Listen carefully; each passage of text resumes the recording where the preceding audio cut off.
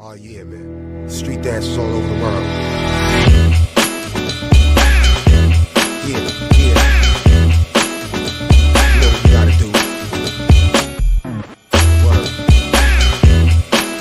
Yeah. Yeah. Let's go, let's go. Let's go. Come on. Oh yeah, yeah, yeah. The turntable spins using new ability, agility that wins. And then your crew got burned. To be the master of the craft, you gotta practice to learn, kid.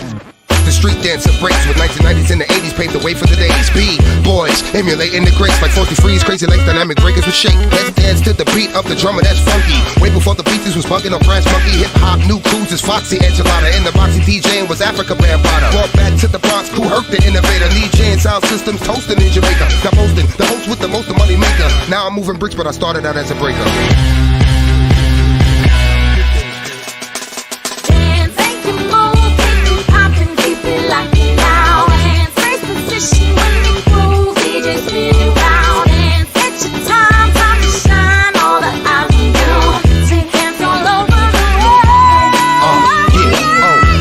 The turntable spins, brothers cautious, listening to Bob James Nautilus, and of course James Brown, funky drummer, the sound in the summer, before you saw the hustler in the Hummer.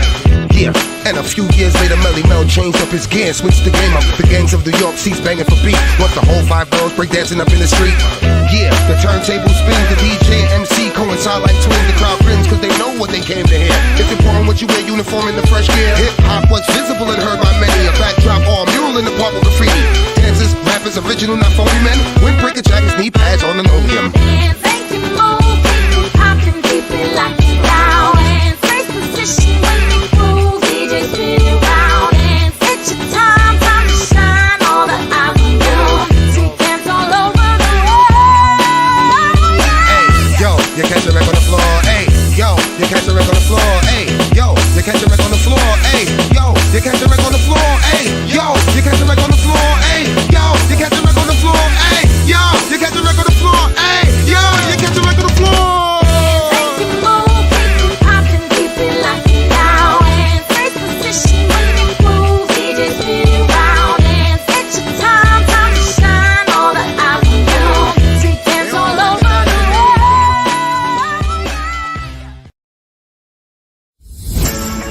There are 3 easy steps in creating your resume link. Let me show you how. Step 1. Register. Go to www.jobs180.com using any browser and click Register Now. Fill out all the information needed. In choosing your resume link, use your full name so that it looks professional and it's easy to recall by potential employers. For example, Antonio Juan de la Cruz.jobs180.com. Step 2. Create and design. When creating your resume, make sure to complete your personal information and upload your profile picture. One of the highlights of the resume link is the portfolio section. In the portfolio section, you can show off your skills by uploading samples of your work like documents, pictures, videos, and your social media links. Your resume link also features different themes and you can upload a cover photo. This is a combination of a cover letter and a social network cover photo. Here is an example. You can also download a copy of your resume link and print it.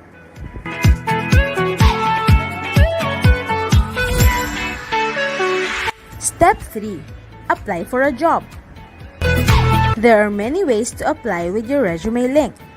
First is browsing the job recommendations in your Jobs 180 dashboard. If you're qualified, click Submit Resume Link. So what are you waiting for?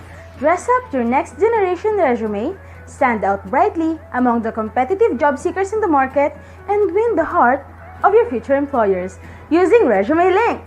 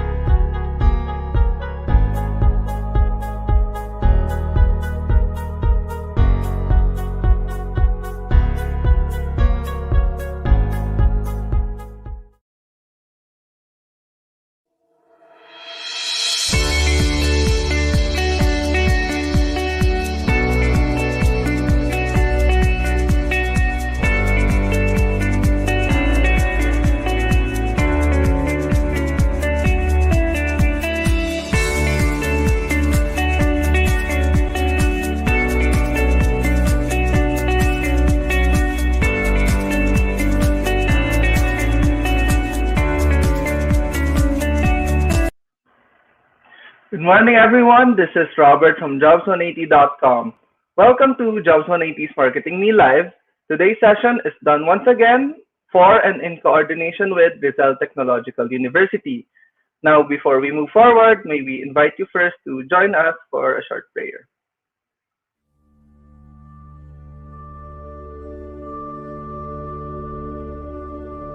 Praise God from whom all blessings flow.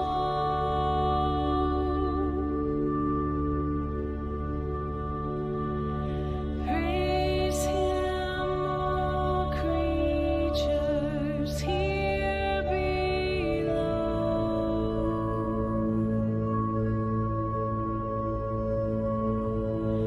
Praise Him above, ye heavenly hosts.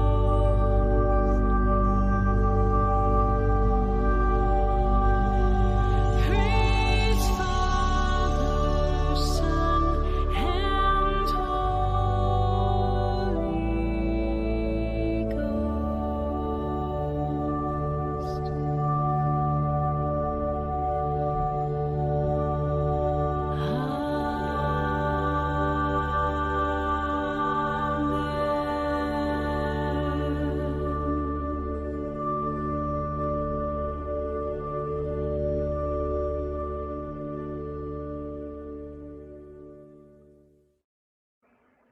Okay, so I would like to thank everyone once again for joining us. Again, this would not have been possible if it were not for your school officials. Now, I would like to share to you a message from one of your school officials to formally start our event.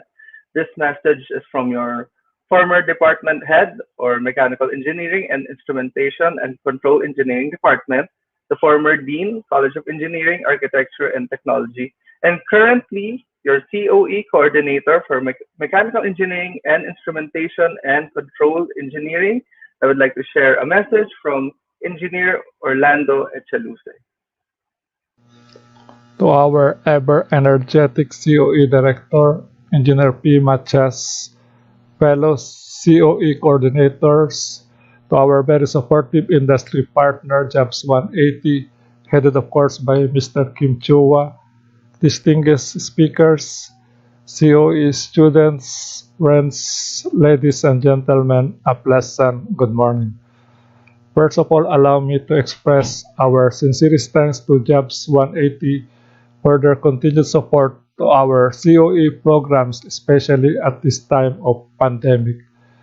They have been sponsoring webinar series for us with relevant topics as part of our COE Phase 1 requirements, since we are still not allowed by CHED to have our face-to-face OGT.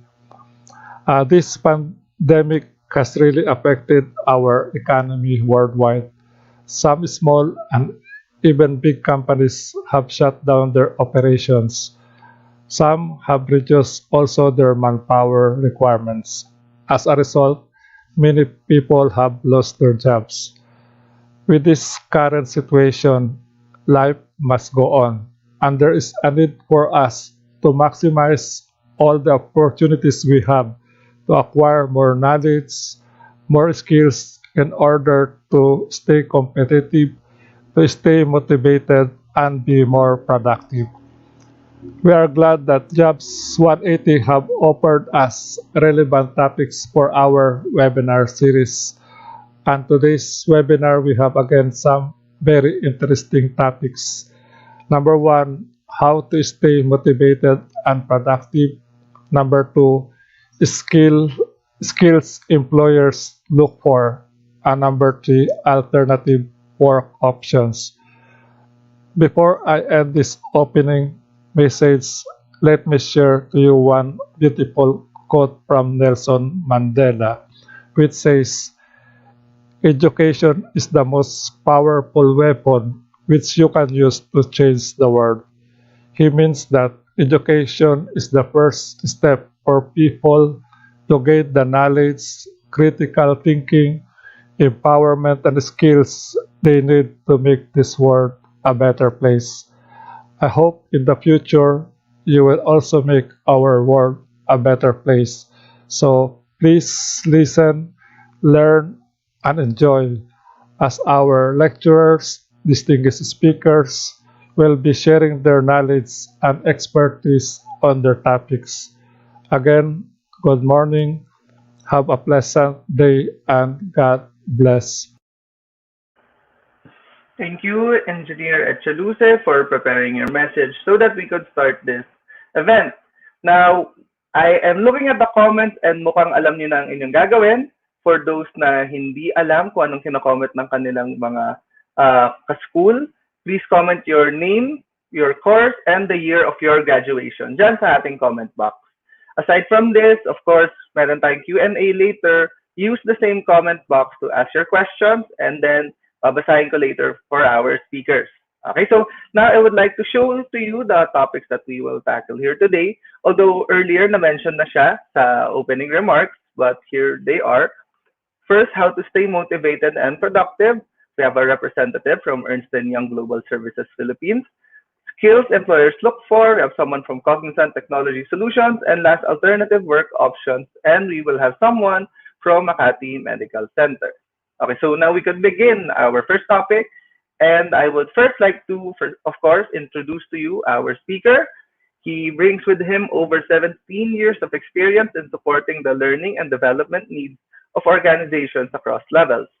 Dennis has a Bachelor of Science degree in Psychology from Ateneo de Manila University. He is also a certified facilitator for Situational Leadership 2 program from the Glenn Blanchard companies, as well as the Myers-Briggs Type Indicator program from CPP. May I welcome and call onto the stage the Talent Development Assistant Director of Ernst& Young Global Services Philippines, Mr. Al Dennis Tupetrat. Good morning, Sir Dennis. Hello. Good Nice morning, to see you Robert, again. and good morning, everyone. Yes, Yes, so thank you, Sir thank you. Dennis, And happy Chinese New Year and belated happy Valentine's to everyone as well. yes, yes. Actually, hindi ko nga pala sila nabati ng same. So, pahabol ako. Related to Chinese New Year. Happy Valentine's Mm, from me. So, thank you, Sir Dennis. Well, for our viewers, si Sir Dennis, we've been having him as a speaker with us from our mm, previous webinar. So, Sir Dennis, alam niyo na po ang ating ginagawa usually. yeah. Let's start with your share screen. And then, I'll be checking. Yes, can see your screen, your presentation, your video and audio. Okay siya. So, you can begin na po. I'll be backstage and Mhm. I'll come back here for our Q&A. Thank you. All right. Thank you. Thank you so much, Robert. And again, good morning for everyone. My name is Dennis Supetran, and I'll be your speaker today.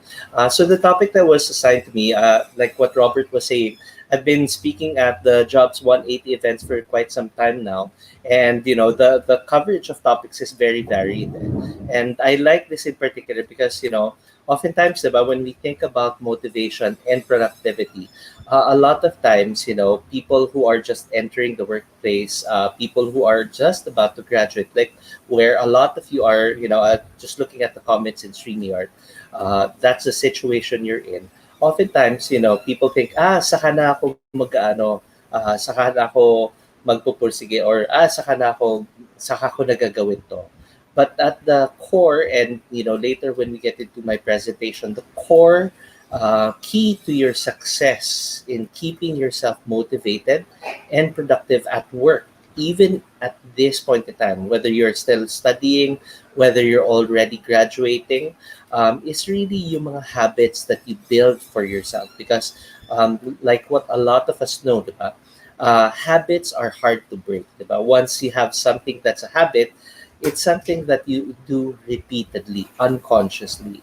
And that is something to be, if you're not mindful about it, if you're not aware of it, if you don't take steps to put in those right habits that will help you when you finally start looking for a job, when you're finally applying for companies like EY, then it's going to be very difficult for you to start only when you're already going through that change. And again, if there's anything that we know about people, diba, regardless of where you are, whether matanda ka or bata, diba, not a lot of us are able to adapt to change very quickly, and that's why what engineer Echaluce was talking about. But we're still living, and we continue to live in unprecedented times. Unprecedented in terms of yung impact because of yung COVID-19 health pandemic, but also unprecedented because there's a lot of opportunities out there for you, right? And I'll talk more about it in a little bit, right? So, to talk about what EY is, a lot of you that are familiar with EY know that EY is one of the big four uh, accounting and professional services firm in the world. So to date, we have around 380,000 employees worldwide, right? And part of that global organization is what we call the Global Delivery Services. So yung Global Delivery Services, what we do is we provide services to both external EY clients as well as internal EY companies. So for example, here in the Philippines, we have around 2,800 staff already on board. And just to give you an idea of how we were able to, not just survive, but actually thrive, just last year for 2020, where, right now we're already on our 12th month of quarantine status, right? To varying degrees across the Philippines. Out of that 2,800, we actually onboarded around 560 individuals during the pandemic season alone. And we continue to ensure not just, success for our business, but also yung safety for our employees. That's why even to date, right now, all of our recruitment, hiring, and onboarding activities are done virtually. And I'll talk more about it later near the end of my presentation. Why was EY able to do that? And more importantly, looking at the variety, diba? I see a lot of you coming from the SIT courses, from what you call this, psychology. So you have a mix of humanities. We also have a lot of our graduates or near graduates coming from our accounting courses.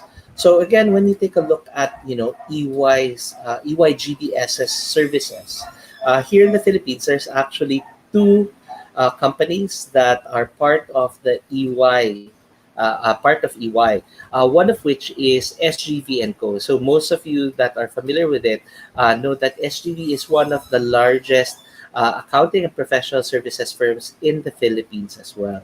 So SGV is our local practice firm. So they focus on Asia Pac and local in-country clients. And GDS, like what I mentioned, focuses on providing services not just for Philippine and also regional clients, but also globally, right? And that's why when you take a look at it, aside from our usual services for tax, assurance, for our consulting practice, right, which also covers technology related work like cybersecurity, information risk. Assurance covers all the usual work that we have for audit and also for our tax professionals. We also have our other service lines, which is covered in enablement services. And in my case, I'm the location leader for talent development. So all of the mga learning needs of the individuals in GDS Philippines, it is myself and my team that take care of it. So it gives you that wide range. Now we have people who are, IT professionals. We have people who are, again, encoders, right?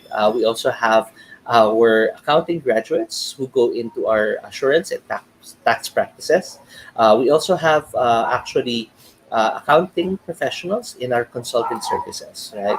But aside from that, we also employ other individuals. Like for example, if you take a look at enablement services under under MBA, right? So we have administrative workplace services. So these are the executive assistants for EY executives across the region, right? So for example, we have a director who's sitting out in Australia, the EA who is assisting them in terms of scheduling, in terms of billing, and other administrative assistants is actually not doing it outside, out from Australia, but actually is sitting here in the Philippines. We also have our talent services team, which covers back office HR support. So yung mga tipong For example, if there's somebody in India that would like to interview for a post, let's say maybe in Australia, the team that actually does the interview and creates that schedule between that person and also with the hiring manager in Australia is going to be somebody from the Philippines as well. So it gives you an idea na talagang very wide, very varied, and covers a lot of ground in terms of industries, right? We have EY clients that are in government services. We have EY clients in aerospace, energy, technology, media outlets as well. So we hope that, again, regardless of what your education background is, that you explore and you take a look at what other avenues of approach are available. Because during this time, one of the things and one of the key things I also speak about with you in other university talks, and what I say to a lot of the graduates and near graduates that are coming from other schools as well, including yourself from Rizal, from RTU, is that be flexible.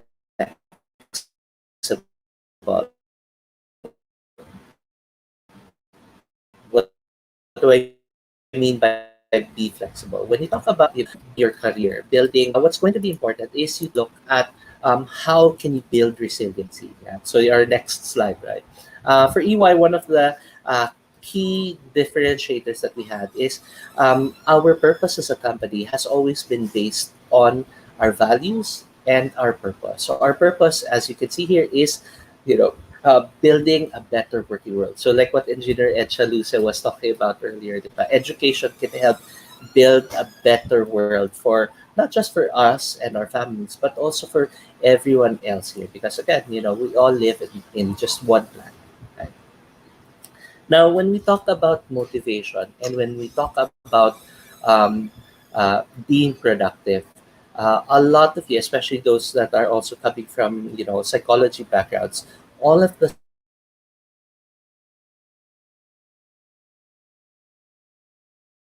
teenagers or even millennials nowadays, motivation is always with productivity. Know what you're doing day in and day out, whether it's at home, diba, or at work, then you're going to be more invested. Then you're going to have even more energy. You're going to be more resilient. Meaning, diba, pagka nagka-problema, you don't let it get to you. You shake it off. You think, okay, what can I do better? And then you go back at it. Same thing, diba? Here during the pandemic season, we have a lot of people who've gotten into new hobbies, new passions. Diba? Some of you may be new plantitos or plantitas, diba? Taking care of plants. Some of you may be, accomplished or new bakers, right? So when you take a look at how you do it, diba? If you're interested in something, kahit magka-problema ka, you stick it out. You say, okay, it didn't work. Let's say, for example, maybe for plants, diba? The first time that you tried taking care, namatay ka agad within just a week, right? But because it's something that you're interested, it's something that you really want to be good at, your motivation is there, then it pushes you to persevere. And that, ends up with you being productive later on down the line. And that's what we want to talk about. And when you talk about keeping your productivity, keeping your motivation at work, you should be clear as to what motivates you even outside of work, right? Some of you may be going into companies where you will be required again, to report on site, or you could also be join companies like EY. EY right now, EY GDS, out of the 2,800 employees that we have, 98% of our workforce is working remotely. So we have staff members, ranging or are in locations as far up north as Ilocos region, and we have employees that are as far down south as Zamboanga or even Cebu. Diba? So ganun ka widespread, right? We still have our offices in Taguig, which is in Manila, and we have around 60% of our workforce working and staying in Metro Manila. But, the rest are actually with their families, with their friends, because it's important for us to ensure that they're motivated, that they are safe, and more importantly, they continue to deliver that high level of quality. And that's why when we talk about, EY, we want to build not just your skill sets to deliver the needs of our clients, but also your own personal skill sets, right? And I'll talk more about that in a little bit. Right? So when you talk about keeping up your motivation, keeping up your productivity, you have to build the habits that will help you do that, right? And so for today's session, and I usually like to keep it short. I'll be sharing a lot of stories. I'll be sharing a lot of tips, and I hope that all of you, because this is also recorded on Facebook Live for Jobs 180, um, focus on what interests you. Right? And so later on, after the session, maybe you forget something, you can go back to that recording. Right. So for me, what I'll be sharing for all of you, post our Chinese New Year and post our Valentine's Day, is really just three quick tips. Now, again, those three tips, it'll cover a lot of material. I'll be sharing with you where and what you can do to learn more about these three tips, right?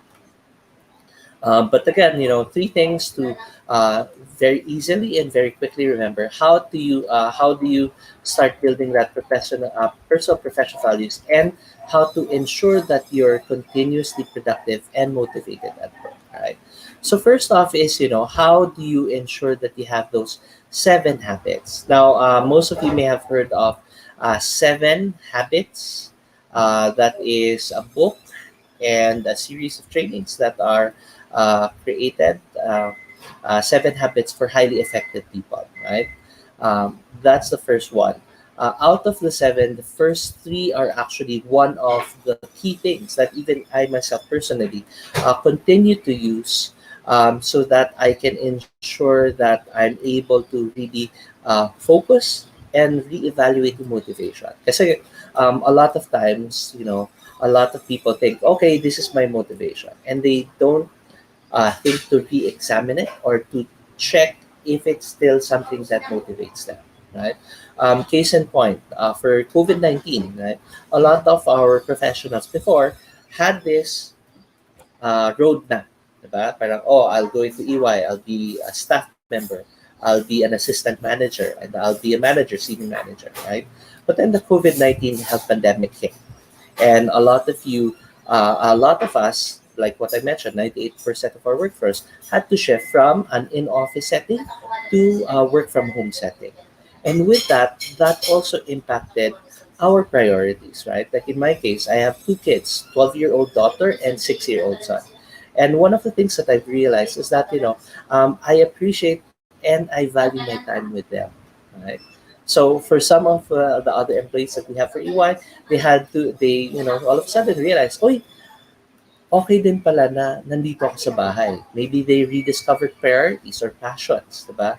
So again, seven habits. Out of the seven, there's three that I'll be focusing on that should help you to discover and to define your motivations. And how do you build on that motivation to build on those habits, right? What's the next one? Practice mindfulness. A lot of times, and especially with the world that we now live in, we have a lot of sources of information. We have social media, you have your phone, you have your laptop, you have your tablets, right? Um, when you go outside, of course, you have a lot of things that you need to be mindful of. Wearing your face mask, wearing your face shield, right? Okay. And again, when we think about those things,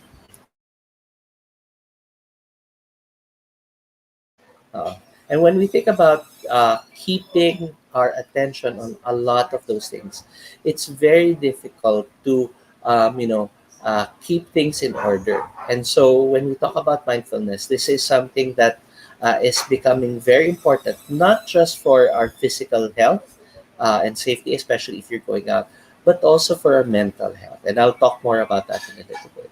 Now, the last thing that I wanted to share for everyone is really develop your emotional intelligence. So, some of you, like what I mentioned, some of you who've taken up basic psychology might be familiar with emotional intelligence and intelligence quotient. So, those are two separate things. So, the intelligence quotient is how smart you are, right? Your capacity for learning. Emotional intelligence is about emotional control. Now, It's all about how do you keep yourself resilient, diba? How do you react to challenges, to even setbacks, diba? Do you learn from your mistakes? So do you have that maturity? So in intelligence quotient, it's all about your intelligence, how smart you are, and again, emotional intelligence also impacts very greatly how mature you are, and both are important for you to be successful and motivated. But when it comes to resilience, diba? Paano mo ba, like, to use a Filipino term, diba? When we talk about resiliency, it's being makunat. Not makunat in the sense that you don't want to spend, but rather makunat in terms of adversity, in terms of problems, diba? How are you able to encounter problems? Like maybe, oh, you applied 10 jobs or 10 companies, still no one has given you a job offer, right? Resiliency is about being determined, saying that, okay, so that's 10 rejections, but what did I learn from those 10 companies? And what do I do so that I can be more successful with my next 10 interviews? That's resiliency. And that is what's going to help you build that habits that when you finally get into your workplace, when you're finally uh, working, whether it's in an office setting or working remotely, how do you keep yourself motivated and how does that translate for you to be productive at work? So those are my three tips, right? So let's go on to our very first one, right? Which is about seven habits, right? So seven habits of highly effective people. The book actually came out, I think late or early 80s, right? But since then, one thing that I appreciated about the book, and this is a book by Stephen Covey, is that the things that it talks about is relevant. It's effective regardless of what generation you're coming from. So whether Gen Xer ka, whether you're a millennial, or nowadays, diba, there's a new term that's coming out, Zennial, right? Um, Whatever the case may be, these are seven habits that whether you're honing, you're building something, or you're learning a new skill at home, or you're learning a new skill at work. These seven habits are really things that will help you greatly in the long run, right? So, what are those, out of the seven habits? And again, you have a lot of materials. If you have relatives or friends that have the actual book, I would highly recommend you to borrow it or buy it even, right? The reason being, the book itself has a lot of exercises, so it gives you per habit what are the tips, what are the things that you do every day, and for even in some cases, some suggestions for how long, right? How do you do these things? When do you do it? How long do you do it? So that it becomes a habit. Right? It even gives you some examples, right, of where to get these resources. Now, aside from the books, you have a lot of websites. You have a lot of even YouTube videos that talk about and give you very effective tips. But of the seven, if we're talking about motivation, diba? How do you find your motivation? How do you ensure that you're always checking, diba? Itong ginagawa mo ba for today? These companies that you'll be applying for, are these companies that will help you achieve your own personal and professional goals? You start out with the first three habits, diba?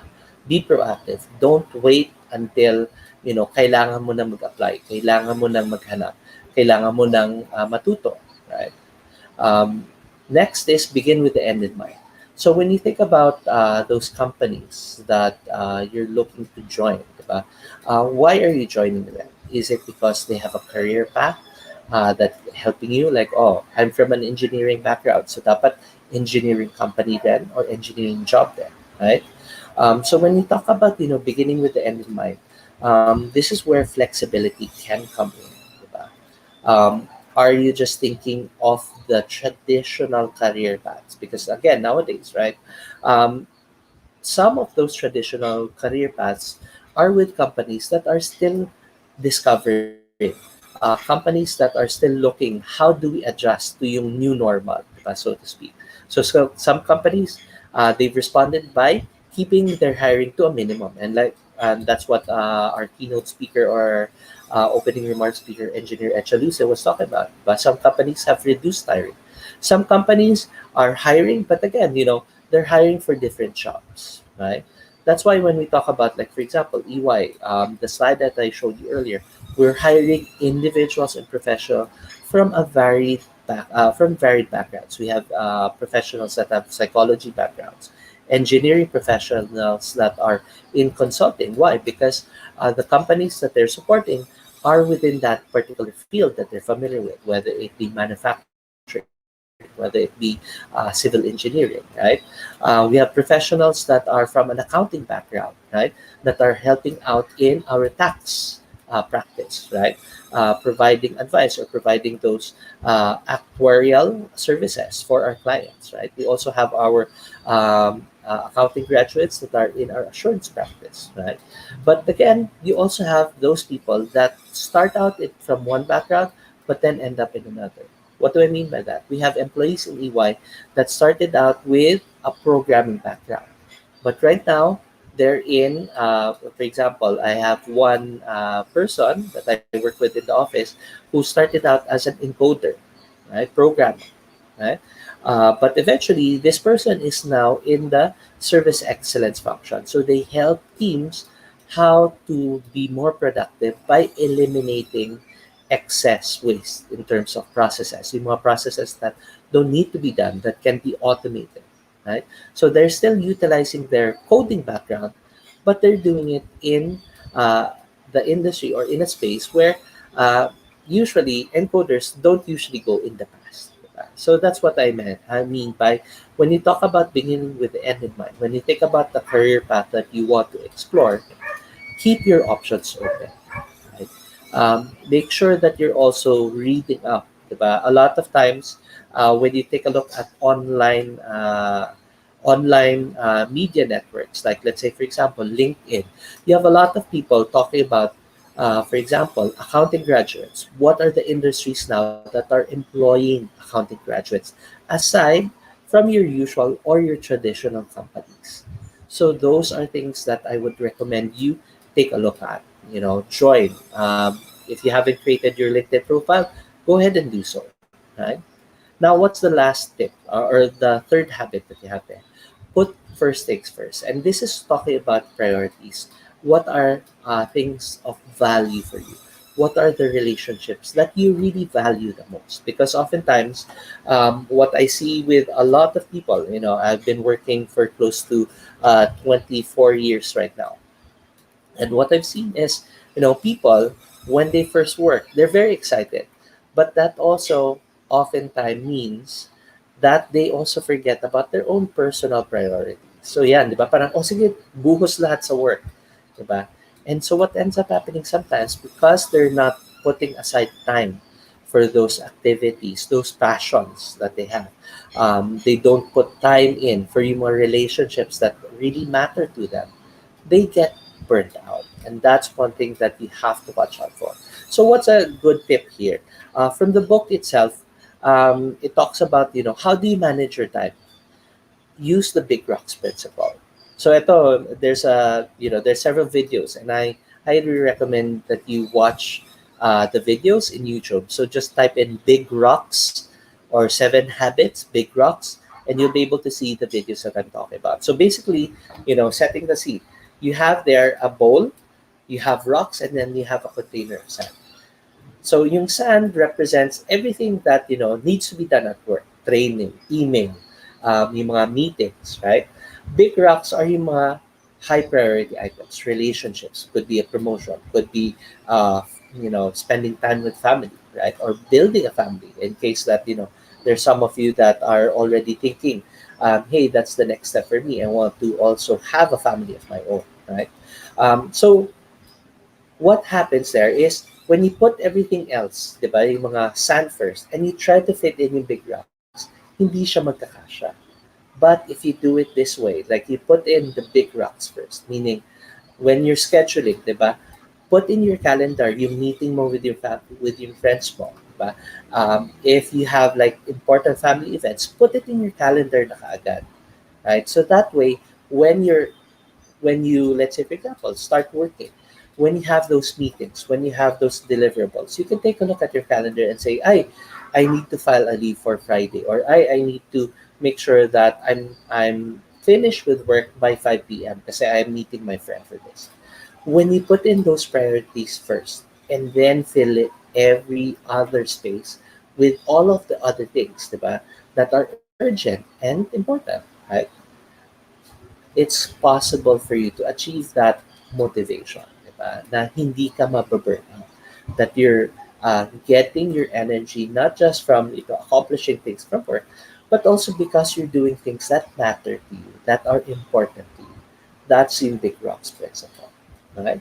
So there, that's the first step, diba? Read, learn, and start building those 7 habits that will help you to be effective and, more importantly, keep you grounded and keep what you call this, keep you focused on what really motivates you, on really what matters for you. What's the next one? Practice mindfulness. So mindfulness is not just being aware, but being making a conscious decision to be present in the moment. So, for example, di ba, a lot of you that have taken up hobbies, di ba, bakit naging uso yung baking, naging uso yung gardening? Because it places us in the moment, right? And when we talk about things that we need to do at work, those require concentration and also self-awareness. So practicing mindfulness can actually have positive benefits. So what do I mean by that? There's a book that I'll recommend, and this is called The Mindful Leader, right? In that book, the author talked about 2 states. So this is yung brain natin, di ba? One is our active brain, and the other is our default brain, right? So when we're not doing anything, diba, our brain usually resets to that default state, right? Another thing to note here is usually when we're multitasking, diba, because of the what you call this wider range of things to pay attention to, our brain cannot usually do it in active mode. So, anong nangyayari when we're multitasking? The brain actually goes or shifts into default mode. And what ends up happening is, again, yung default mode, merong pros and cons. Right? Default mode is usually when we're thinking about a lot of things, and so other things can also come in. Like, ay, ano ba yung kailangan kong gawin for tomorrow? I need to buy groceries pa pala. Or, my mother's birthday or your family member's birthday is coming up. Or maybe you have small children at home. Ay, kailangan ko tulungan sila sa homework, right? So aside from you multitasking on the things that you need to accomplish at work, being in a default state can also allow for other distractions to come in. And that's why when we talk about yung bakit nag-iuso yung baking, kasi nga, it forces you to be in the moment, di ba? Kasi if you're not paying attention to what you're doing, like when you're baking or you're cooking, mag-iiba yung lasa. Baka you put in salt instead of sugar. Diba? So, maalat yung niluto mo. Or you don't pay attention to how long it's cooking in the oven. Right? Now, for example, for plants, diba? When you're not mindful, when you're not forcing yourself or making yourself get habits to remember, ay, kailangan I need to, like, for example, my sister does a lot or takes care of a lot of succulent plants, yung mga cactus. Now, for them, di ba, I've come to know, they need a lot of sunlight and direct sunlight at that. So, my sister has to make sure that she remembers, kailangan mong ilagay yung mga succulents po in direct sunlight. Because otherwise, even if they have sunlight, they're in sunlight but indirect, meaning hindi direkta sa kanila, they're going to wither and die then after a while, right? So, when we talk about yung active and default state, when we're using our active brain, the brain is more efficient. It's more quiet. We're not as stressed, right? That is a benefit of being or utilizing our active brain and when we're placing ourselves in the moment. So again, focusing on the task at hand. Diba? Now, When we're in our default state, like what I mentioned, diba, it also allows other things to come in, mga distractions. And this can actually account, and this is also based off of studies, diba, where stress, anxiety, even depression can come in. Diba? You have all of these psychology studies. And again, you can go back to the presentation or to the video after if you want to know more about, um, talaga bang pwede kang magkaroon ng depression, di ba? Because you're utilizing or you're allowing yourself to stay in that default state for too long, right? So you have that study from Gracious et al. Circa 2007. It also has from Brewer et al. 2011, and this is just a little bit recent, diba? Um, Reduced performance. So again, diba?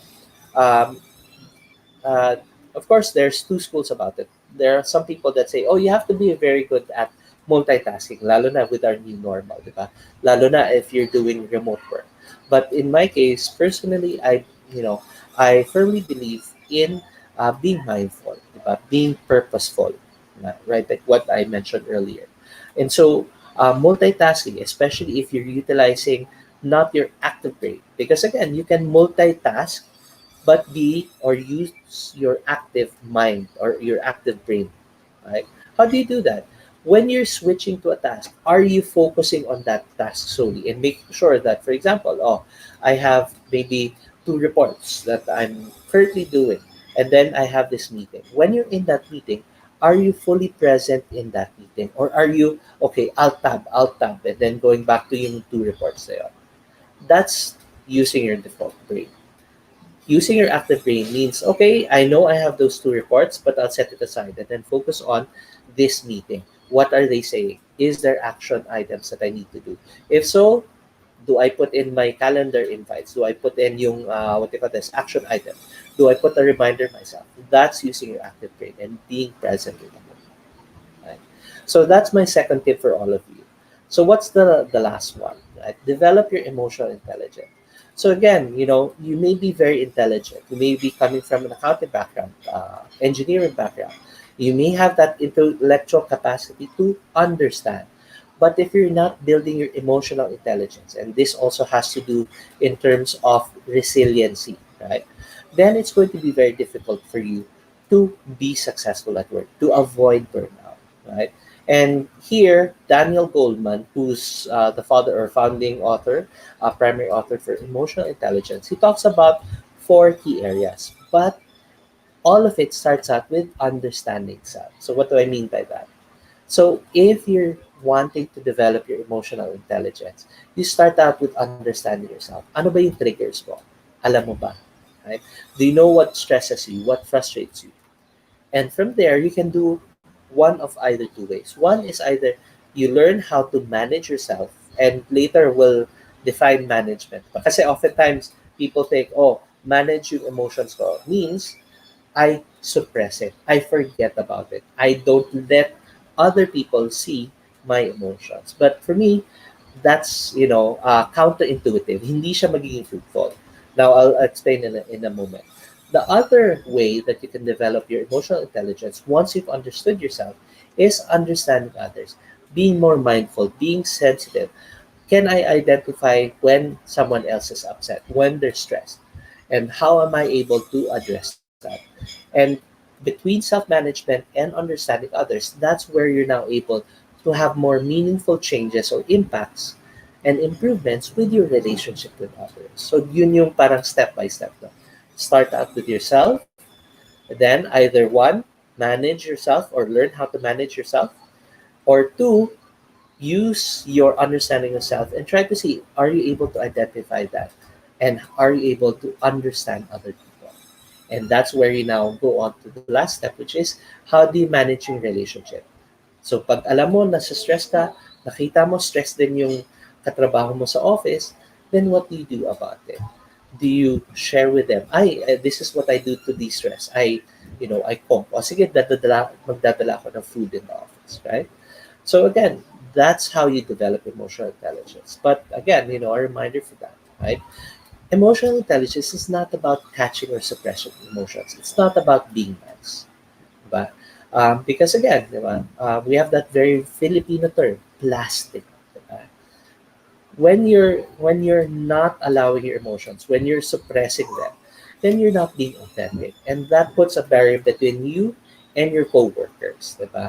Maybe they don't pick it up. Maybe they think, "Uy, ang bait-bait naman ni Dennis." But eventually, when you work with somebody for a long time, then you begin to see the discrepancy, and that can lead to issues about trust. And again, that can impact your productivity. When you don't trust other people, and when other people don't trust you, that impacts your productivity. When you don't trust other people or other people don't trust you, that impacts your motivation. I don't want to go to work kasi, naman parang I'm going to have to put on a mask. A lot of companies, EY included, our message right now for a lot of the leaders, yung mga managers namin, di ba? The sessions that I run for our leaders focus on how do we create that inclusive environment. And when we say inclusive, how do you make people comfortable so that they can be their authentic selves? Diba? Kasi when people are authentic, diba? Like think about it, diba? When you're with your long time friends, when you're with your family, maybe who you've been with for a very long time from birth even, diba? You'll sometimes see that you're more willing to go that extra mile for them. Right? Like what I mentioned, ba? Or you realize birthday ng relative mo, maybe it's your mother, maybe father or cousin, pero ka-close mo siya. So you're willing to go that extra mile that, okay, ano yung favorite niya? Oh, I'll research how to cook it, right? And that ups your productivity. Why? Because you're allowing your emotions to come to the fore. You're not suppressing them. Diba? You're not saying, ay, sige, I'll just greet them, happy birthday, ganon. But you're really wanting to make them happy because that also makes you happy. Diba? So that's what emotional intelligence is about. Diba? It's about managing your feelings so that they're expressed appropriately. So again, diba? Being angry, can it be productive at work? Definitely, but if you express it appropriately, right? And when we talk about how do you express it effectively, do you just stop at expressing your emotions or do you go that next step and say, oh, I've expressed how I felt. Like, for example, I'm frustrated na etong meeting na to, wala tayong nagawang action plan. So here's what I suggest. Here's the action items that I feel for me is important. What do you think? Diba? So again, like what you noticed, but there I expressed my emotion. I got frustrated from this meeting, but I didn't let it stop there. I have to make sure that I also have a follow up, which is ano yung action, right? And being emotionally intelligent, being authentic, will make others also feel comfortable about opening up, and that's where you have that increased level of productivity, increased level of motivation, because people can be who they are at work, right? So, lastly, and this is near the end of my presentation already. There's two quotes that I want to share. But there's intelligence in emotion. A lot of times, people think emotions, hindi kasi nandilim yung paningin niya. No, that's extreme emotion. But when you talk about emotions, intelligence can be brought to emotions, and this is a quote from Daniel Goleman. Now, the next step, and this is something that is very interesting for me when I first encountered it, and I've been using it ever since. Anyone can become angry. That's easy. But to be angry with the right person, to the right degree, at the right time, and for the right purpose, and in the right way that makes that person, be more productive. Diba? That's not easy. And this is a quote from Aristotle. So those are the three quick tips that I have. And again, when you find out what motivates you and what really will help drive you to go that extra mile, not just to learn things about what to do at work, but also, what you can do to help accomplish your own personal and professional goals.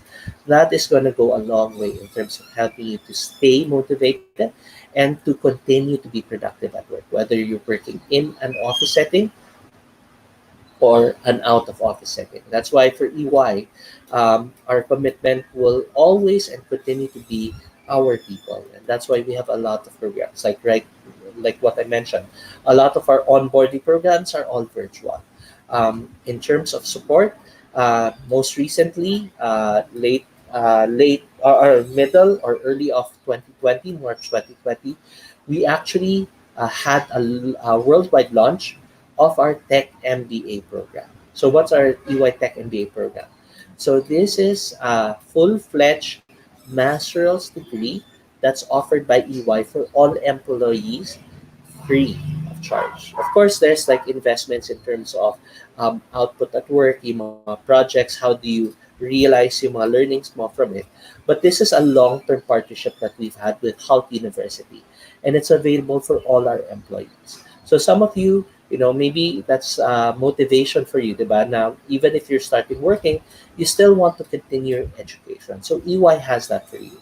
And aside from that, we also have our future skills, or what we call our EY badges programs, that covers everything from automation all the way to, let's say, for example, leadership, and also even sectors, like for example, maybe familiar ka lang sa manufacturing, but you want to learn more about tech or media business.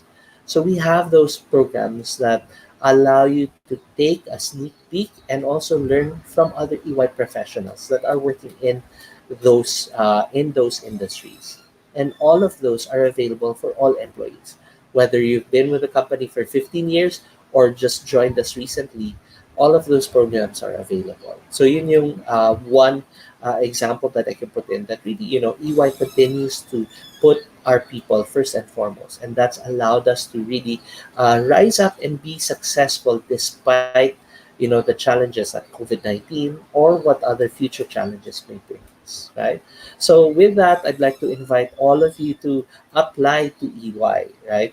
We have a lot of openings right now in assurance and also in our tax spaces. But like what I mentioned, diba? If you're not sure, oh, I'm from psychology background, hindi ko alam kung meron bang role sa akin, or maybe you're in accounting, pero I want to learn more na is there a job that's not in assurance or not in tax? Then again, go ahead and apply. So you can look at these current openings through the Jobs 180 portal, jobs180.com/EYGTS, or you can also take a look at our EY career site. So you can learn more about what EY is all about, what EYGTS in particular provides services in terms of our clients, both external to EY and internal to EY. So that's it for my presentation today. So thank you so much for listening. I hope there were some important takeaways for all of you. All right. So thank you, Robert. Back to you. Thank you, Sir Dennis. Thank you for sharing your presentation. Actually, when you were mentioning about motivation, a common problem sa akin is that siguro motivated lang ako for a few days, a week, or Mm-hmm. whatever. So, Mm-hmm. important talaga yung building the right habit. I'm sure siguro meron tayong other viewers na alam yung feeling na sobrang motivated to start. Okay, ready na Mm-hmm. ako. Like, Yes. like for example, it's a new year. Yan, January 1. New year, new me. Tapos pagdating ng after a while, di kasi na-build yung right habit. So there, Mm, that's why that's exactly. important. Sir Dennis, we have here a question for you from the audience. We Mm-hmm. will be flashing it to the screen. This one is from Miss Jaslyn Pamintuan Arandela. Good morning po. Can you please share us po on what inspires you to be most successful in your role every day? Thank you. All right, all right. So in my case, my motivation is always my two kids, diba? That's why the pandemic really has been, a blessing for me in the case of allowing me to work from home. Simply because, like for example, my usual setup is I have my son beside me, but right now because we have an early session, diba? So he's in the other room, diba? And that is what motivates me, diba? And um, I take it to work because, for example, there's a quote from a favorite movie of mine, diba? We Were Soldiers, diba? Uh, Being good at one, being a good father, I believe will also make me a good manager and a good leader when it comes to my team, and also with the type of work that I do in the office, because hindi ko siya pinaghihiwalay eh. And that's an important piece, diba? Yung motivations mo, are you also, your personal motivations, are you also sharing it with the people at work? Eh? Kasi the more that they know about it, the more that they'll understand you, and the more committed you are as well in terms of making sure. Like for example, diba, when I share yung mga things about my family with my office mates, I also want to ensure that yung same level of attention that I put in for my family is the same level of attention that I show at work. And when those two things meet, di ba, nakikita nila, ganito si Dennis sa family niya, and ganito siya sa at work, then it helps you become more, have that increased level of influence and get people to trust you, which again, improves your productivity as well.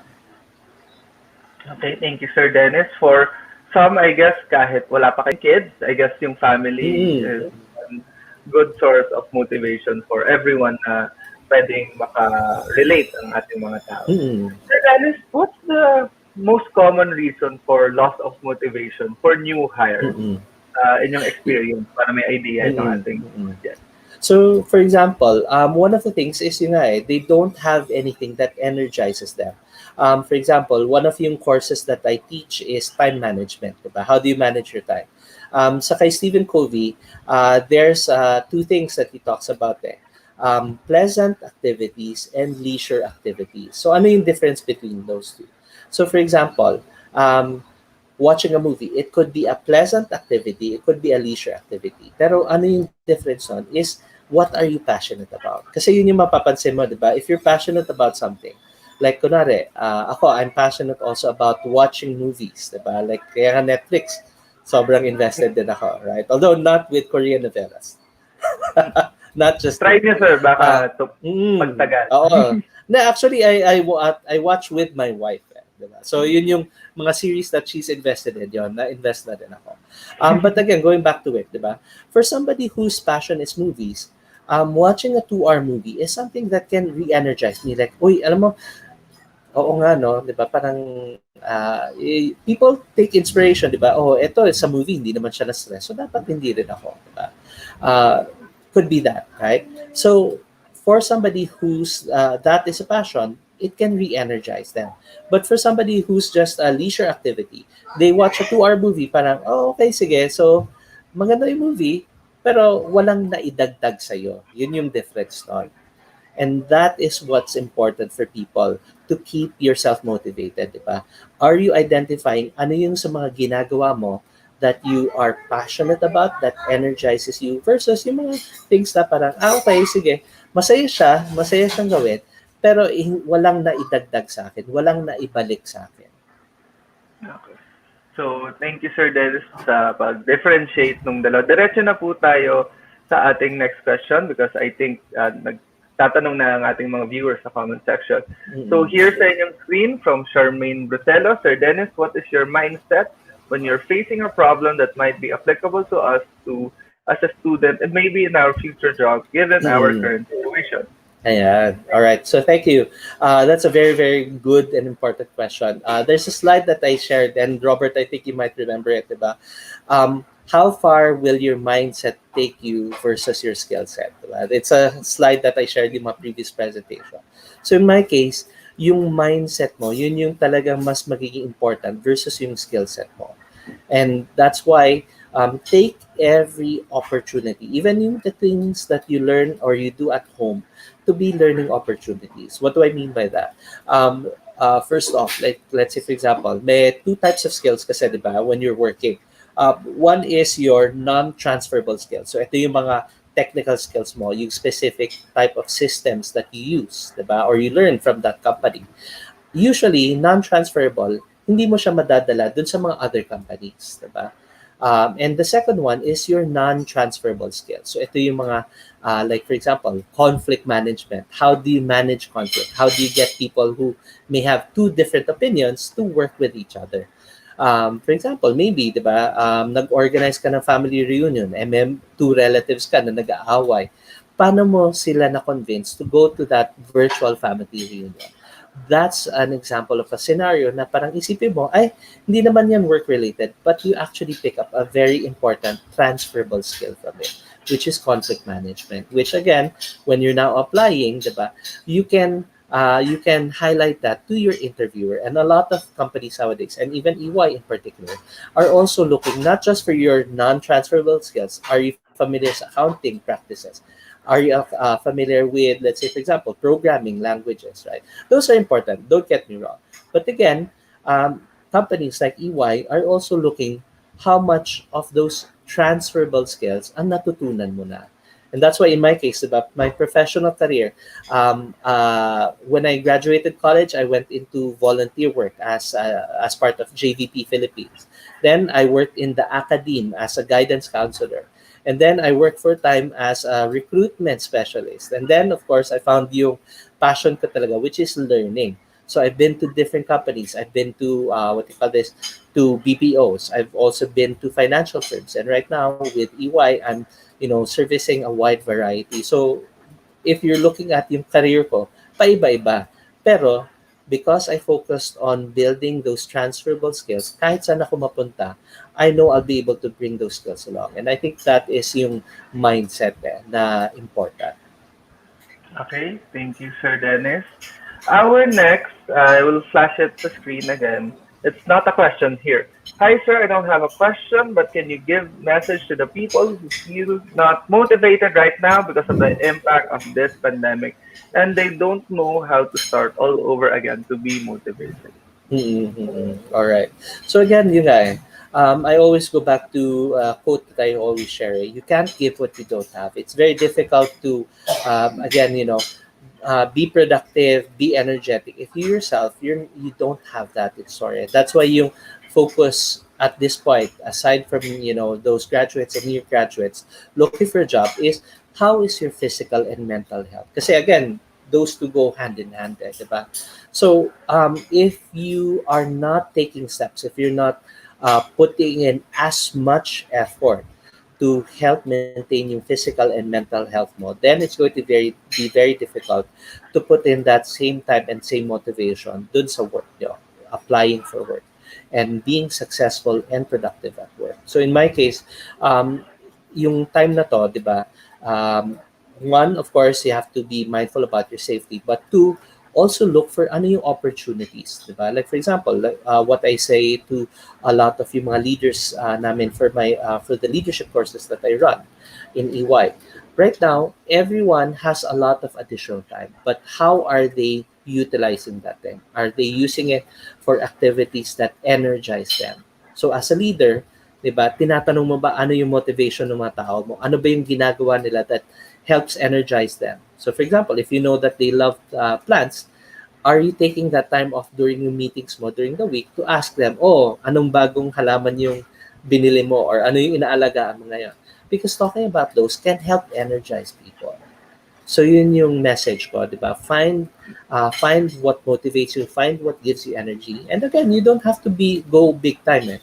Even small things like taking a walk outside, di ba? Going to maybe what you call this, yung wala masyadong tao, and taking in deep breaths, di ba? Kasi yun nga, one of the impacts of yung COVID-19, some locations talaga nag-clear yung air, di ba? We have those photos from social media na kita na yung Sierra Madre, di ba? Mountains. So again, do those simple activities. Maybe even like yung sa mindfulness that I mentioned earlier, meditation. That can help you ground yourself and push out all of those things na, ay, anong gagawin ko? Ano yung what's happening? Ay, hindi pa ako nakakapag-apply. And put yourself in that moment. How are you breathing? How are you feeling? So those are things that you can do. Okay, thank you, Sir Dennis. So, to Sir Mark, the person who asked the question, sana nakatulong ang presentation at ang answer ni Sir Dennis sa inyong question. Same goes for the rest of our audience. Unfortunately, Sir Dennis, this ends your time with us for today. Thank you so And much. we would like once again to invite you to our future webinars. Para sa ating mga audience who would want to learn more about the company ni Sir Dennis, you could look at jobs180.com/EYGDS.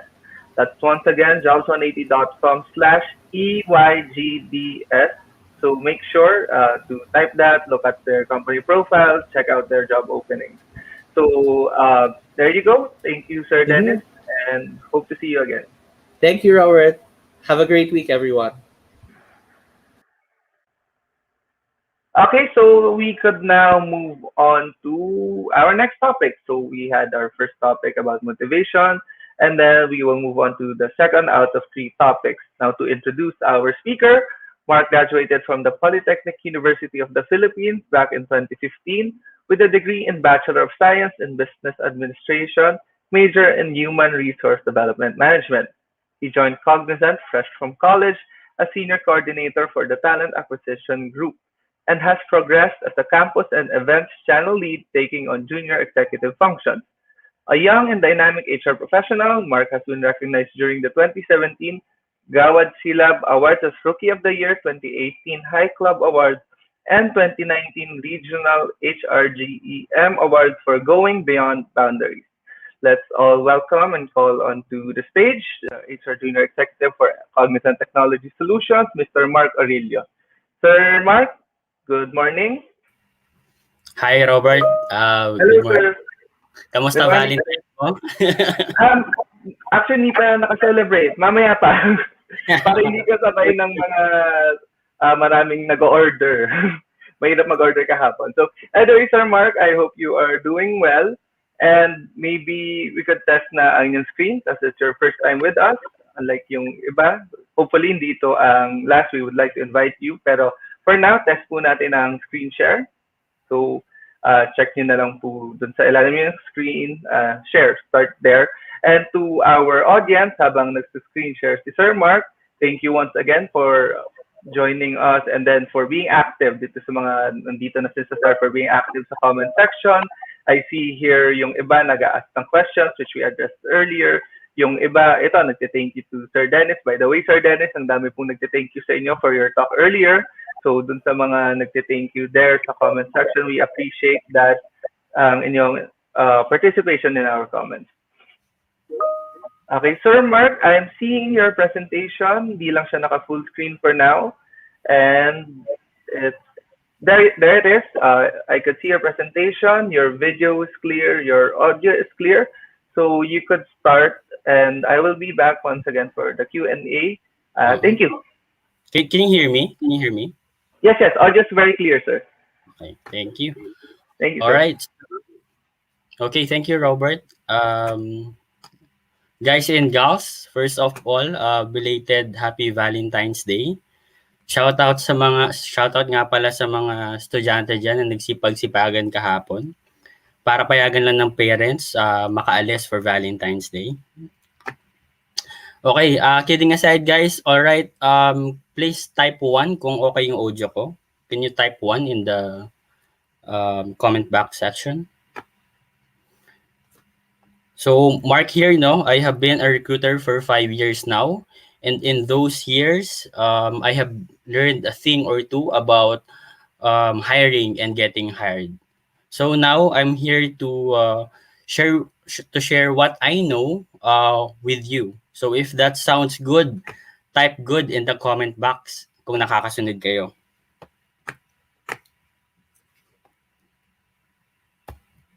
Okay, so I'm also here to help you understand about Cognizant. I'm going to show you Cognizant growth and credentials. And I hope that you will find them as helpful as they have. So to start, Cognizant is a market leader and was founded in 1994. We are a US-based company, specifically in New Jersey, which have 283,000 employees.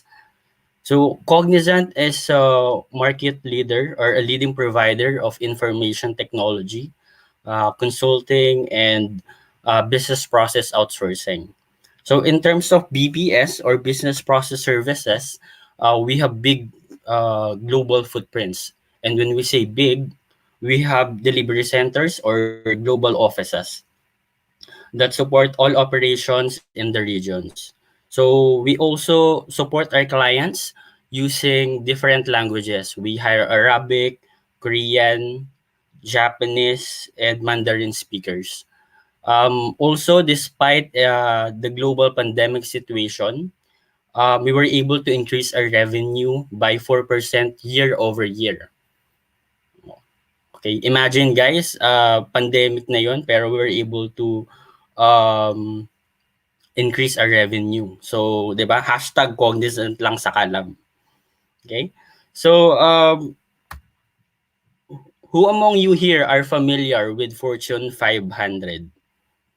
I'll pretend na lang na I can see the comment box session, no? Pero can you comment familiar? Can you type familiar in the chat box or in the comment box section?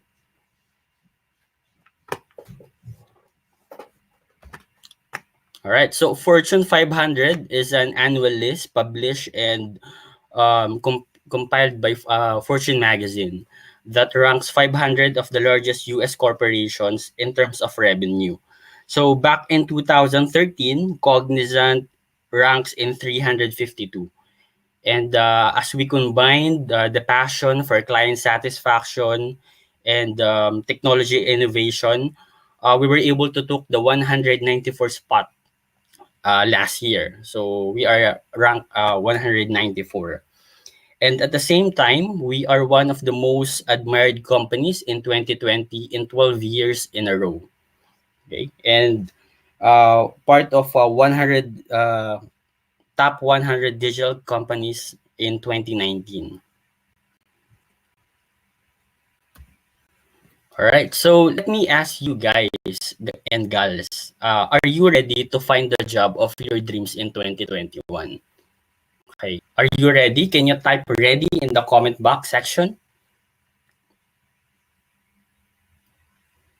All right. So, well, if you are ready to find the job of your dreams, you're going to need to know what skills are in demand now. Ba? When you Google that, makikita nyo, it will turn out that the soft skills and the soft skills or interpersonal skills are actually more valuable than technical skills or hard skills. So in this presentation, everyone, guys and gals, I'll give you the top four soft skills that companies are looking for in 2021. Okay, um, so so I'm going to show you the top skills. I hope that you listen all the way to the end, as this might be the most important presentation you've seen this year. Okay. So a big part of finding that dream job is demonstrating to uh, the companies the skills that you need. So it turns out that, as I've mentioned, it turns out that the soft skills or interpersonal skills are more important than technical skills. Okay. And that makes sense, no? Here's why. Because technical skills can be trained. For example, I can always teach someone how to be a recruiter, but I cannot teach them how to be a decent human being. Okay. So my next example is a Filipino trained chef can teach you how to cook a perfect adobo, but the Filipino trained chef cannot teach you integrity. So what I'm trying to say is these personality traits that are intrinsic in an individual. They are not necessarily something that can be trained. In fact, may mga studies out there na suggest that all white collar jobs or all white collar office work is so similar na anybody could learn any job in any office within 6 months. So imagine everyone, pwedeng mas galingan nyo pa yung mga speakers if you have this soft skills na tinatawag. So intrinsic personality traits, however, cannot be learned. So yung soft skills daw cannot be learned. You either have them or you don't. 'Di ba? So pero question, Sir Mark, can it be strengthened? Yes, it can be strengthened. They can be exercised, and then over time they can improve. Okay. So now, soft skills are very big, broad category. And when you are thinking about what skills you want to demonstrate, both in your resume and then the answers you give in the job interview, it's important to know what are the important skills. So these are the top four. Okay. So soft skills number one is creativity or problem solving. Okay. It's incredibly important. It's an important skill. I am not necessarily talking about your creative, you can draw, you can paint, etc. I'm talking about um, your thinking, yeah, your ability to think through problems, think differently, see things for what they are and what they could be, and this creativity gives you the ability to think through problems, to think through a problem and find a better solution. So problem solving nowadays, in companies these days, is very important, and your creativeness will help you solve the problems without being constrained by process or procedure. So let me give you an example in creativity. So I'm in a recruitment for 5 years now, and the challenge that we have encountered during the pandemic is um, the influx of candidates who applied in our open positions. So sobrang daming na nag-a-apply, and we need to think, um, a problem na sobrang dami nag-a-apply, paano namin sila mapa-process lahat. So if we will follow the process, it should be HR interview before the exams. So the uh, creativity or the solution that we have is to do reverse process. So we do the some of the candidates will do the exams prior the HR interview. So after that, we're able to process applicants 300 on a daily basis. So that's very uh, a big number of applicants for us. Okay, so soft skill, about creativity. The best way to introduce or to train yourself on this kind of creativity is to ask why. So tanungin niyo kung yung bakit, 'di ba? Bakit?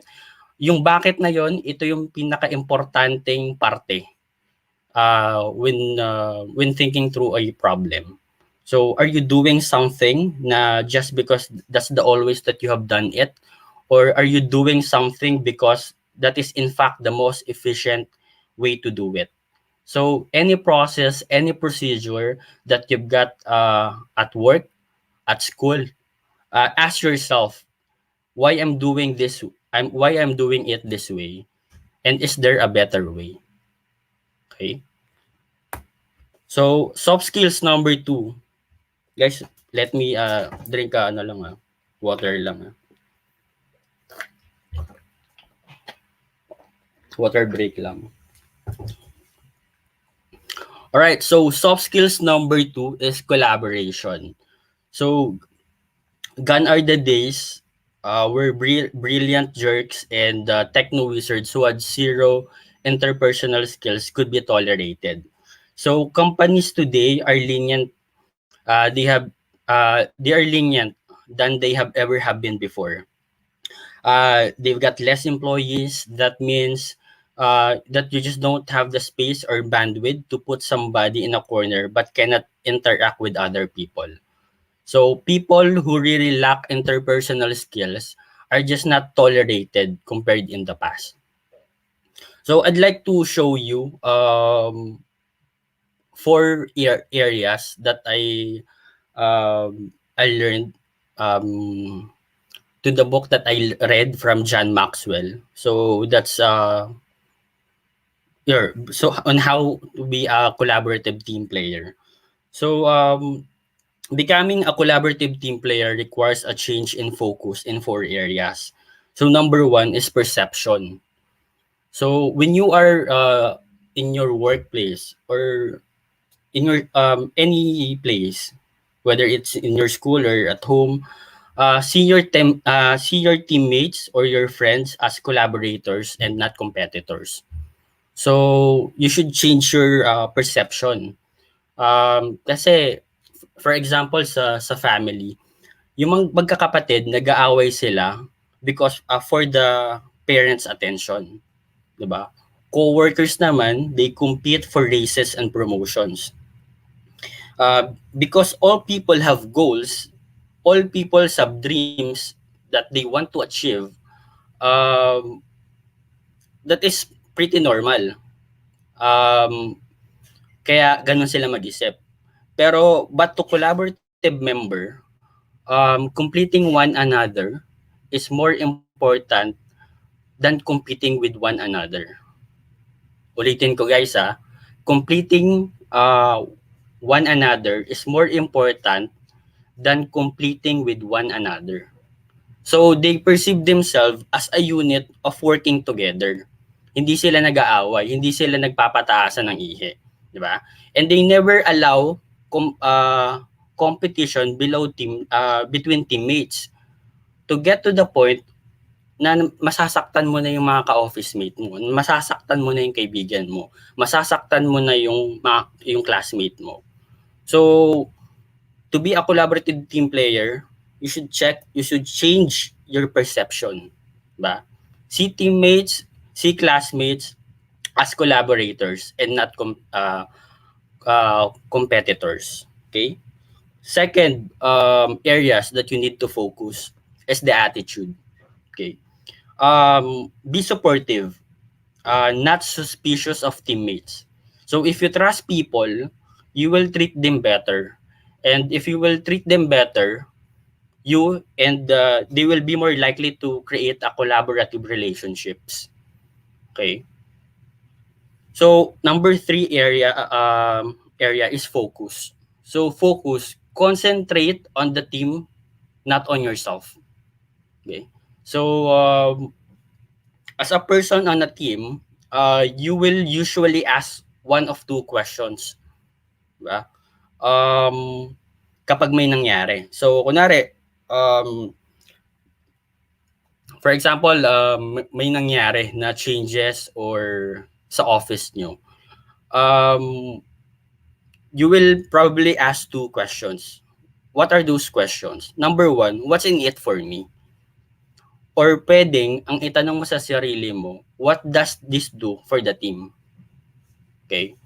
So, again, concentrate on the team and not on yourself. So, when you focus your attention, it says a lot. It says a lot about whether you compete with others or you complete them. Okay. So, last areas that you need to focus um, is results. Okay. You create victories through multiplication. When you work together with your teammates, you can do remarkable things. So focus on those four areas if you want to be a collaborative team player. Okay.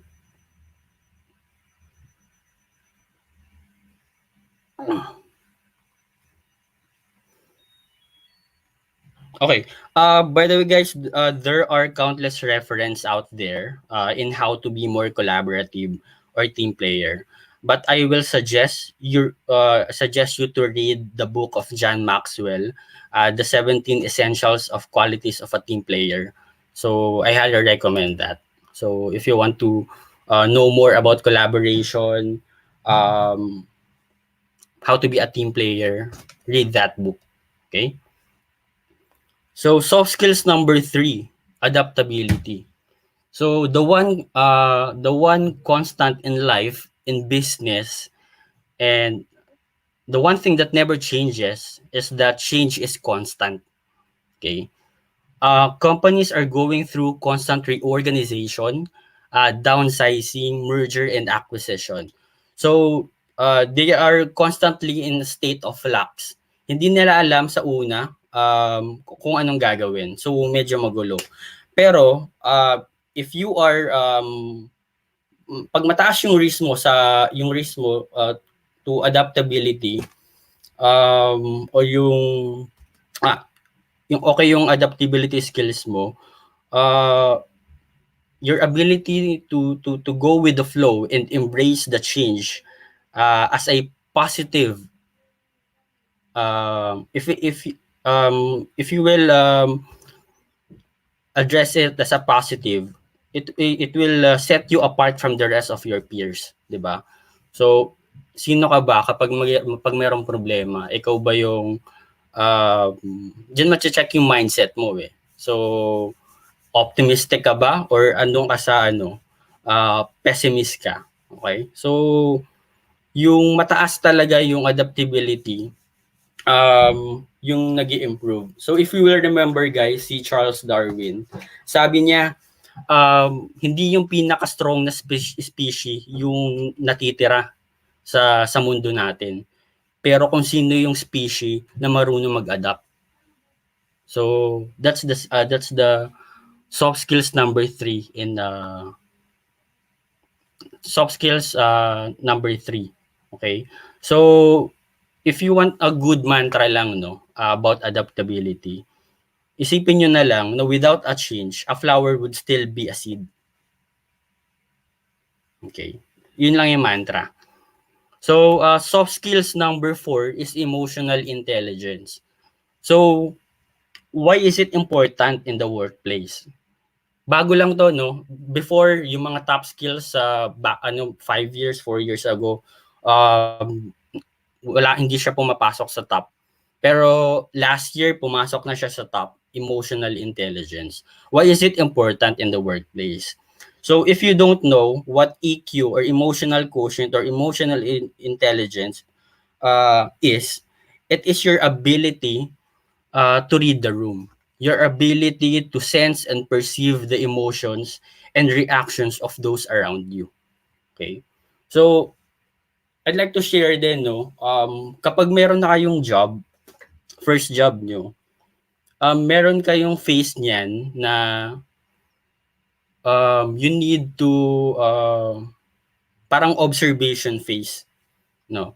So, during the observations phase, kunwari, natanggap na kayo, pag natanggap na kayo, kailangan ng i-check nyo yung parang when you enter kasi a career or environment, you move into a world with its own rules and procedures and social dynamic. So, your task kapag may job na kayo, upon entering this world na bago sa inyo, bagong career, yung bagong environment nga, uh, your task is to observe and absorb its reality as deeply as possible. So the greatest mistake that you can make in the initial months of your job is to imagine that you have to get attention, impress people, improve yourself. No, don't do that. Kailangan if you impress people in these first months, it should be because of your seriousness of your desire to learn. Yeah. Not because you are trying to rise to the top before you are ready.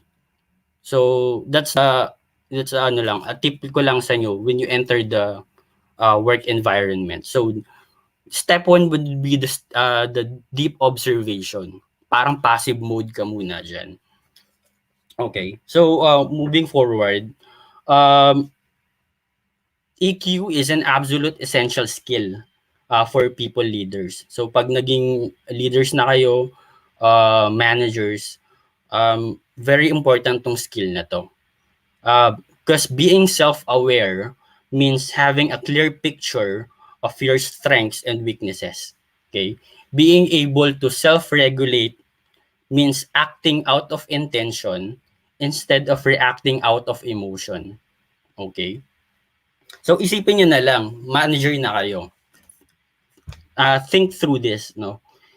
Having a calm conversation with an underperforming employee versus yelling. 'Di ba? So if you have emotional intelligence, kalmado yung conversation mo. Hindi agad atake, hindi mo agad papagalitan yung yung employee mo or yung direct report mo. You need to have a calm conversation, 'di ba? So it's very important kasi if you are a leader of people and you are trying to upgrade your EQ, you should seek first to understand, then to be understood. Okay? Okay, so as an employee, sir, ano naman, I want to know the advantages of having an emotional intelligence na kapag empleyado ka pa lang.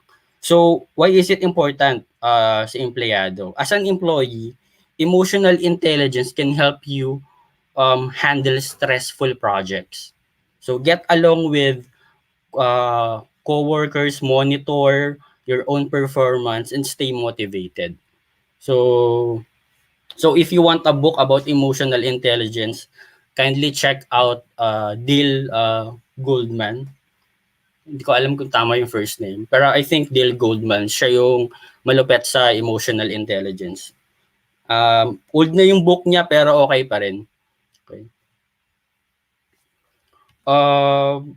So, that's it. Also question. Sir Mark, yung emotional ano ba, intelligence, pwede mo ba tutunan yan? Correct. This can be learned, no? The more you empathize with people, the better you will be at this skill. So, balikan natin yung ano, yung kanina. Concentrate on your team and not on yourself. So, dapat marunong ka makipag empathize sa tao. So, focus on others, not on yourself. Okay, so that's it, no? That's the top 4 skills or soft skills in 2021. So now, you get this top 4 skills in 2021. Ano nang gagawin nyo? So I have a few suggestions. Number 1, go back to your resume and make some changes. Think about the bullet points and accomplishment that you've got in your resume. So paano nyo siya gagawin? Iti-tweak nyo siya, it should demonstrate one or more of these 4 skills. Knowing na these are critically important to employers, how are you going to support those bullet points in your resume to demonstrate collaboration, diba? Critical thinking, emotional intelligence, adaptability. So, thinking through it will be the thing. So, that's the step 1. So, step 2, the last suggestion that I have. Practice answering some of the common interview questions. So, that you get by incorporating examples, tapos i-demonstrate nyo of these 4 skills. So, parang ang technique dati na naalala ko dun shoot for the star.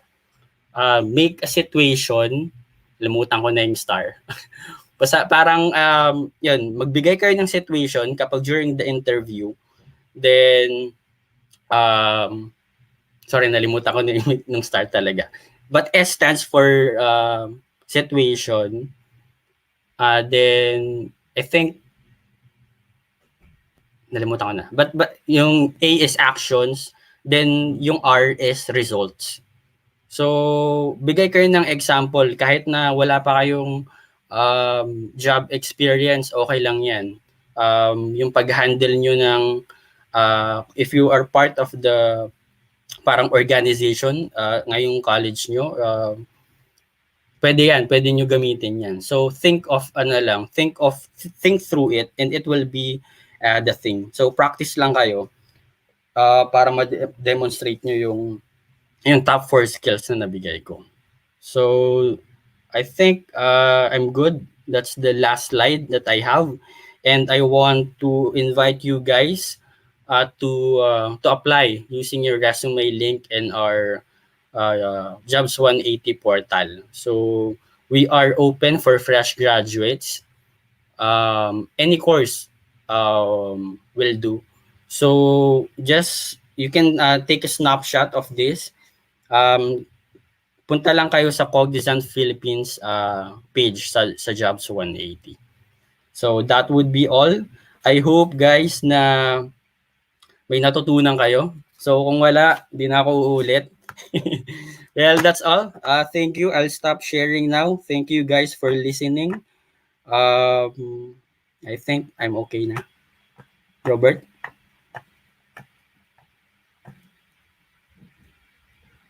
Hello, sorry.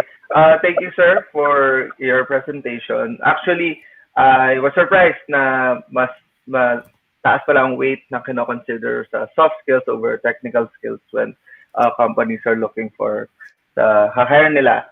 Sir, we have a question here from Yes? Skipper. How will you know the interviewer is testing your soft skills during an interview? Okay. How will you know the interviewer is testing your soft skills during an interview? Okay. Um, if they ask you na, for example, um,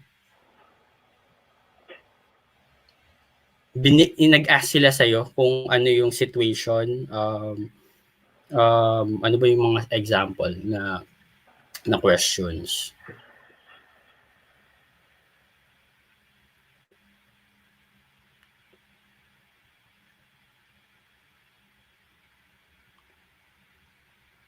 Okay, soft skills. So, just to ano no, generic lang no, if they are not asking about your skill. So, if it's different to the it's not related to technical skills, tapos tinatanong nila kayo ng situation kung anong ginawa nyo sa isang bagay, and then how you react on it, ano yung resulta, they're testing your soft skills. So, kunyari, if what's your weaknesses? I ask you what's your weaknesses.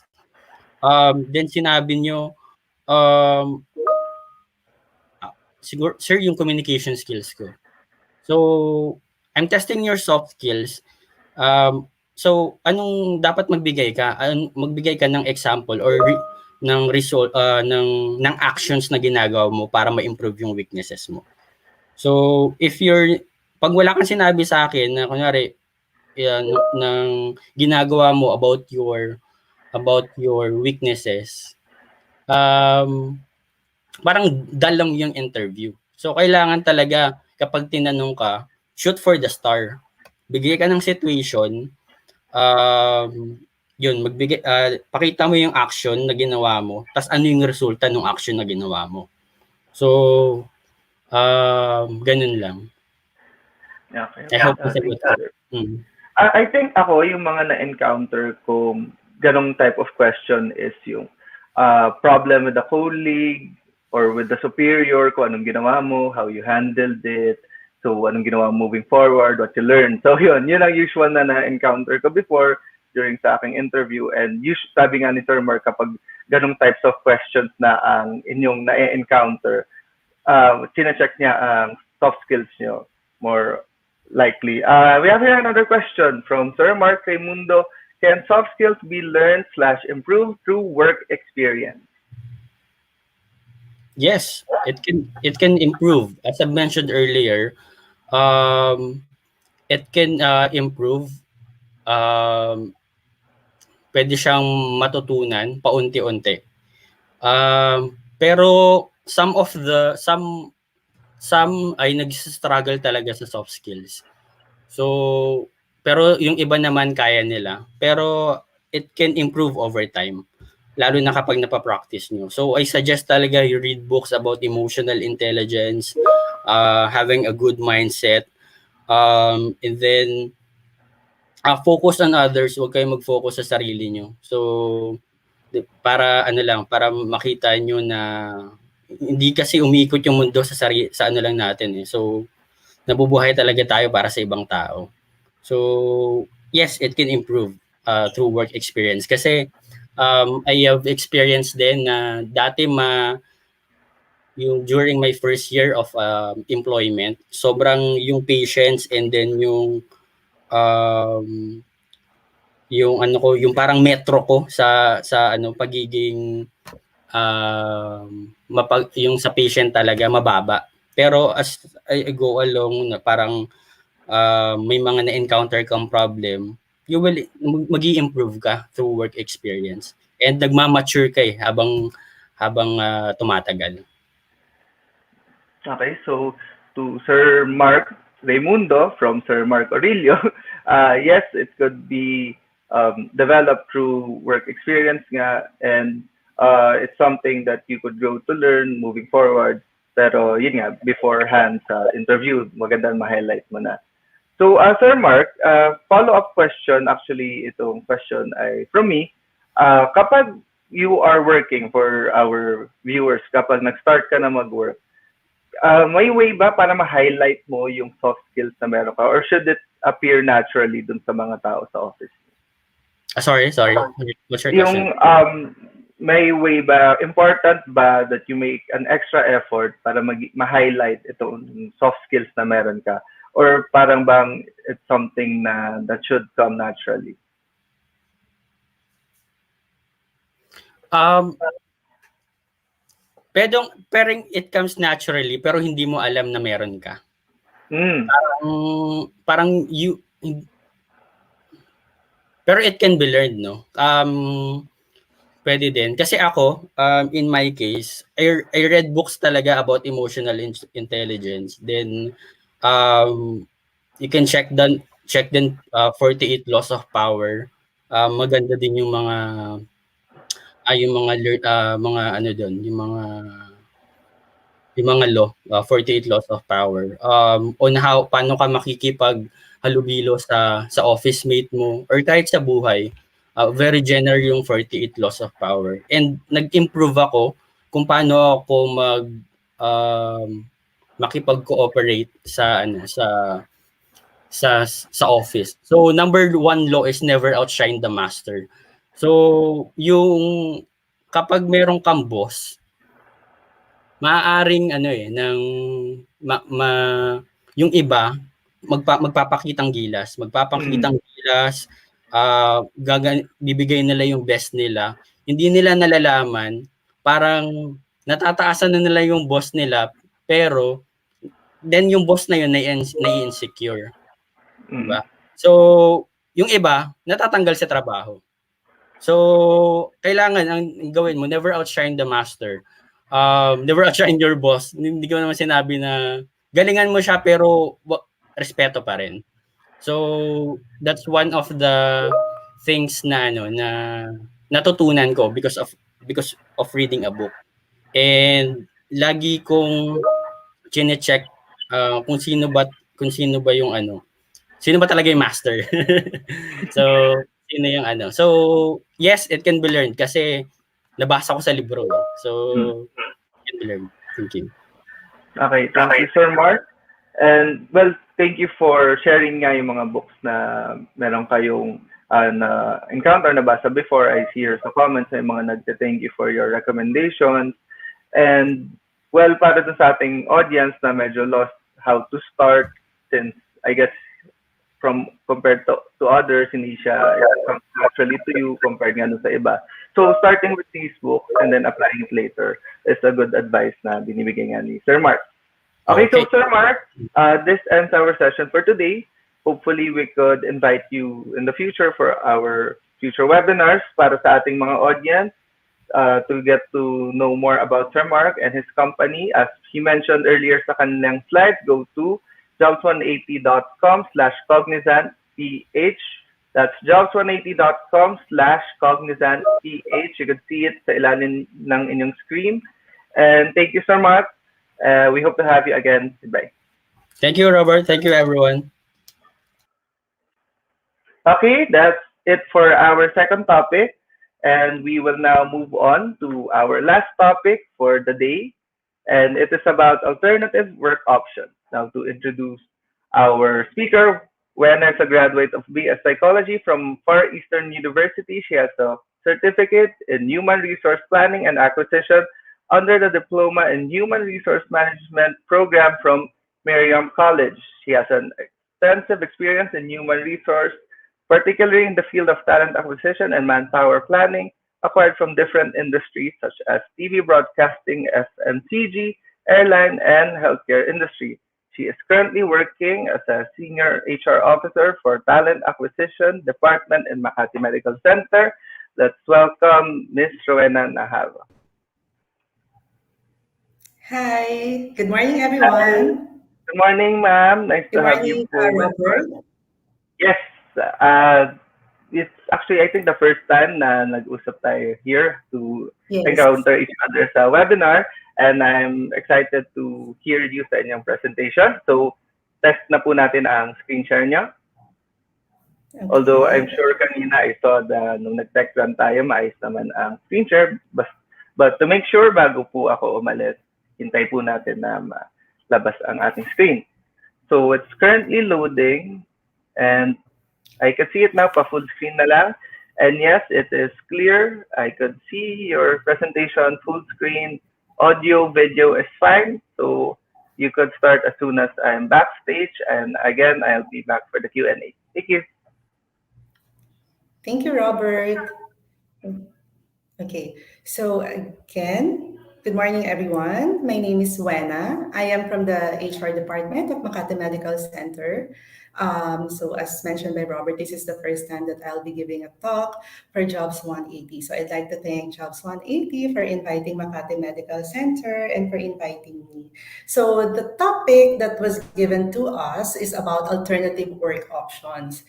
So, when I was asked to do a talk, parang initially, we are a healthcare industry kasi hospital. Tapos alternative work options. So you might be probably be wondering, is it really applicable to us? Applicable ba sa service-related industry yung alternative work options? So yes, later on, we'll see what are the programs that we have in place in order to adapt. Kasi even though we are a traditional organization, a traditional company, we have to adapt to the changes. We have to be dynamic because the needs are ever changing. Okay, so the topic that I will be discussing or my agenda would be first, I would be sharing with you background about the company, our vision, mission, very briefly lang, the constraints that we are encountering right now, especially in hiring talents, and some of the sustainable programs that we have implemented to address these constraints. And also for you as job seeker, I will also be sharing some tips on how you're going to adapt in these changes and how you're going to capitalize and take advantage of the programs that the industries are giving right now in given that we are on pandemic. Okay, so let's start. Okay, first, the organization. So as mentioned, Makati Medical Center is under a healthcare industry. It is a tertiary hospital located in Makati with 600 plus bed capacity. We are under one of the hospitals owned and operated by the Medical Doctors Incorporated, which is a subsidiary of Metro Pacific Investment Corporation under the chairmanship of Mr. Manuel V. Pangilinan. So we are structured in such a way that we are divided into two groups. So we have the medical group and the corporate group. So the medical, of course, comprises majority of our population. 85% of our employees are under the medical group. So these are where our doctors are, our registered nurses are, our licensed med techs are. So the departments under which are the nursing and patient care services, which comprises naman the biggest population for the medical group. So ito yung inpatient, emergency, maternity, and so on and so forth. Professional services are our outpatient naman. So these are where the laboratories are. So these are where our med techs are, ecotechnologists are. So our physicians naman on the medical services team. We also have pharmacy services and so on and so forth. So for the corporate group, it comprises 15% of our population. This is where, as in a normal industry, we have an HR, we have a facilities management and engineering department, quality management, finance, IT, marketing, sales, procurement, and service operations, which provides supports to our medical group. Okay, so few things about MMC or Makati Medical Center. We've been in the company for over 50 years. We were incorporated in 1969, and our promise is to value life and provide premium and personalized healthcare services to the people. We are also accredited. So, of course, there are a lot of accreditations and dependencies of DOH, dito locally, but we are proud to say that we are also accredited by international certification body, which we call Joint Commission International. So I think in the Philippines, we are only like 3 or 4 hospitals na accredited by international certification body. And this is a proof that we deliver or we provide world-class service and superior patient care. Okay. We are also number one in terms of medical innovation, pioneering significant clinical research initiatives, modern medical advancement and training, and we have consistently produced many of the outstanding physicians and allied health professionals of the country today. So our tagline, Makati Med remains to be the hospital with a heart. Okay. So, briefly, our mission is to provide the highest quality healthcare experience for all stakeholders through financial stability, well-trained manpower, and up-to-date facilities.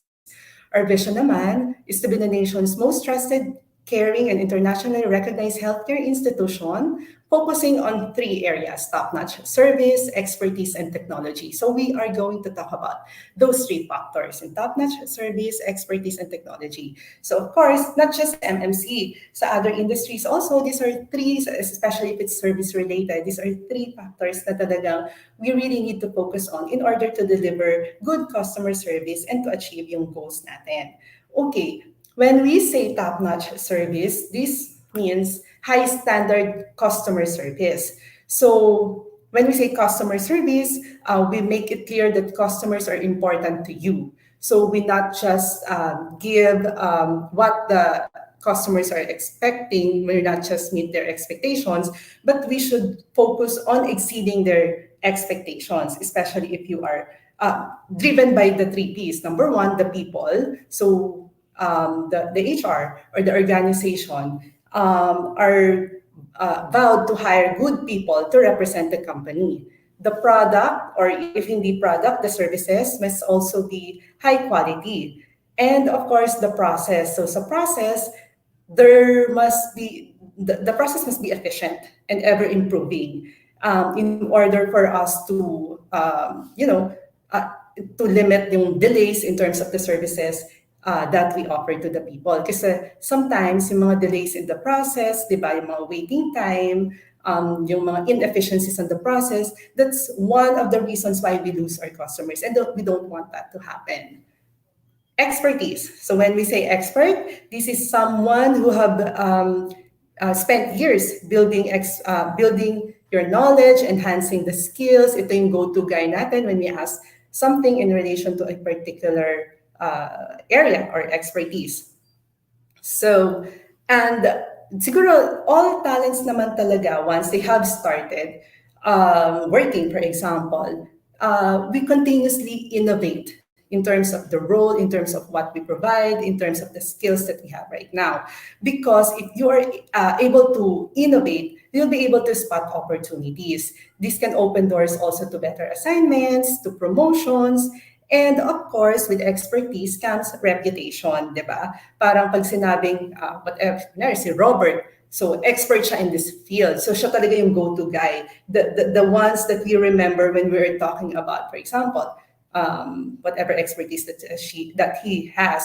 So in an industry, of course, they are very important that we have experts in the team because they are the leaders who will drive the organization. They're the individuals who will implement programs to achieve operational effectiveness. And of course, not to mention, finally, yung technology. Sabi nga, great technology empowers people. So these are innovations and digital transformation that will drive growth and improve the operations. So kanina I've mentioned about up-to-date facilities, state-of-the-art facilities. So these are technologies that will improve quality of care the patients receive from us. And with sa ibang industry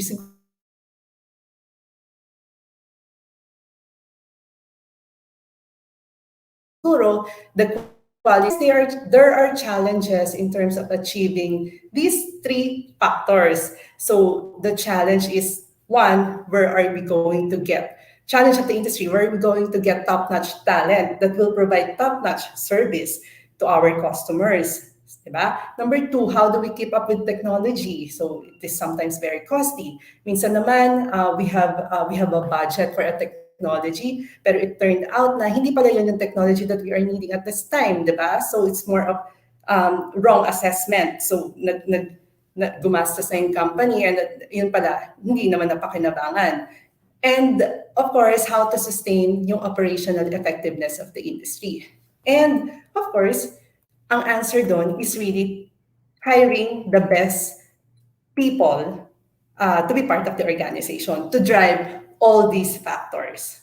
Okay, so as it is, diba? It is already hard, even nung wala pang pandemic, it is already hard to hire and to pull candidates, especially for our field of, sa industry namin, in the medical group, because of course, we need to get people who have licenses, we need to get people who have talagang skilled already, kasi very sensitive yung, like for example, for nurses, very sensitive yung work nila in terms of giving healthcare to the patients. And at the same time, there are scarcity of talents. So if you would notice, sige, I'll just share lang. Before, siguro I don't know what year, 2000, 2010, there are really influx of nurses. So sample lang to. There might be nurses who are listening right now, but others also can relate. There are some talents kasi talaga na nag-overflow. So what I was mentioning, 2010 yata or 2012, yung mga era na ganun, sobrang daming nurses. And because the Philippines cannot provide opportunities for them, ilan lang naman yung hospitals, di ba? Ang dami nila. So mismatch talaga in terms of the supply of talent. So of course, they look for options. So options abroad, or instead of bedside nursing, they have look for other opportunities na hindi naman like for example, BPO, customer service, di ba? So eventually, ngayon, dumating yung time na medyo onti na lang din, hindi na ganun kadami yung mga nurses natin who are licensed and mga nag-graduate. So that is one of our challenges in terms of hiring licensed medical professionals. And now, mas harder pa because of the additional roadblocks that we have identified. So number one, competition. So the competition, not just locally. Syempre, we know naman that there are a lot of good hospitals then, di ba, in the Philippines. So nag-aagawan talaga kami in terms of the hiring for nurses. And of course, yung most challenging talaga is yung competition abroad. And we understand kasi better opportunity on for our licensed people, for our talents, not just nurses, but other di ba? Marami talaga we lose our talents even on FMCG, on food, on whatever industry, we lose our talents abroad. So that's number one roadblocks in terms of getting better people or the best people to join the organization. Number two is the K-12 curriculum. So there will come a time na wala talagang graduates, di ba? And kung walang graduates, wala ding license, new license. So with that, we really have to we really have to find means and ways on where to get fresh talents if that happens. And of course, syempre yung pandemic.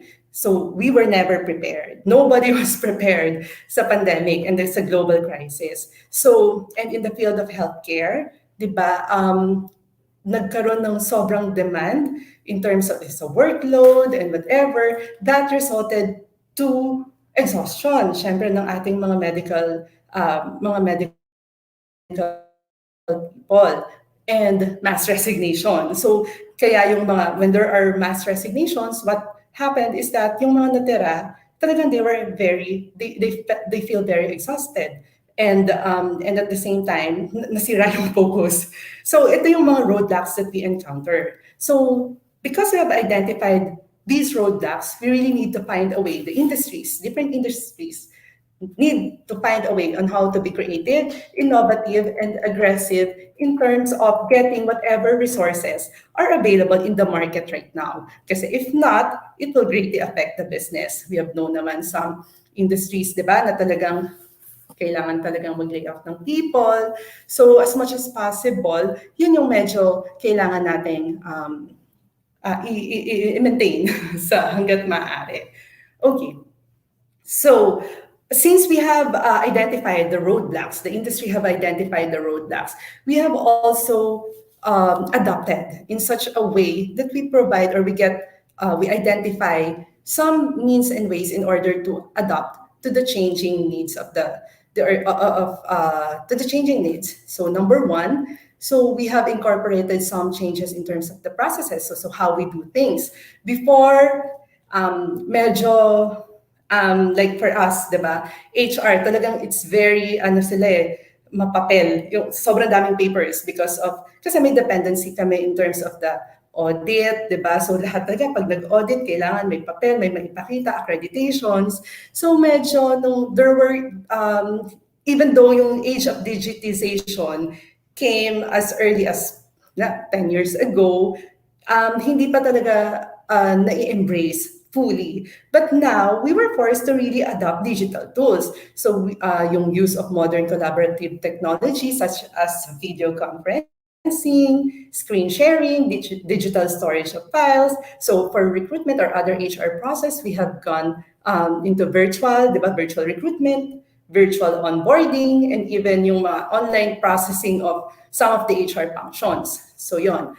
Number two, remote work model. So for of course, for our medical group, this might not be applicable because they need to be physically here to do their job. But at least for the 15% of our population under the corporate, we have incorporated naman din the work at home setup. So yon, so we have provided tools also in order for them to be effective on their role or on their task while they are not physically working here. And then flexible work options. For our nurses, for example, we have given them option, for example, na instead of reporting for work for duty na 5 days a week, it could be compressed within a week na 3-day work shift lang and then 12 hours in a day. So yung mga ganon. So yung mga flexible work schedules or work arrangements. Okay? So in terms of strategies, we have also adopted some, or we have come up with programs and initiative that will create opportunities. Opportunities, of course, for the industry or for the company to address the problems, and at the same time, opportunities being given to job seekers also. So in terms of the hiring, kasi like for example, for RNs or for registered nurses, we cannot keep on hiring RNs because nga of the scarcity of talent.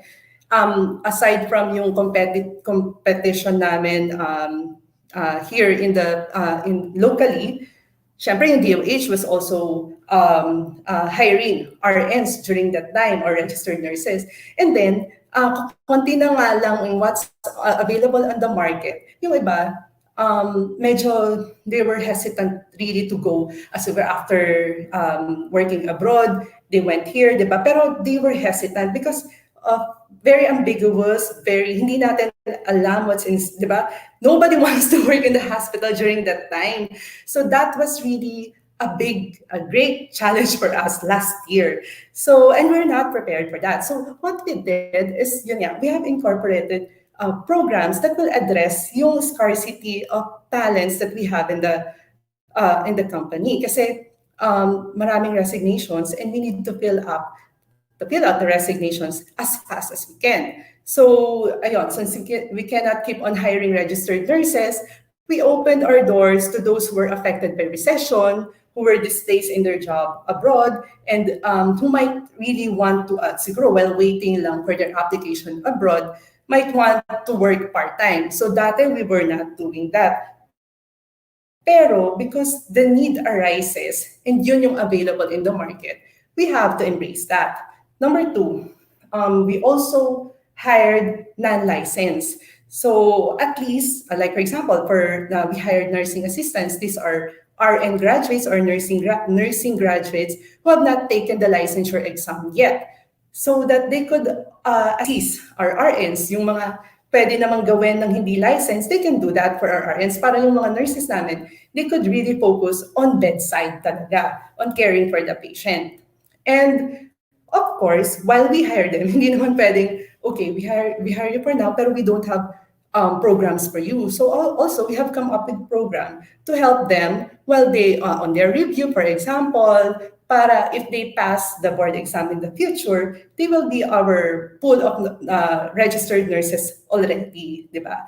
Kami na yung go-to company nila kasi they've been working for us and we have provided them programs and they felt that they were valued when we did that.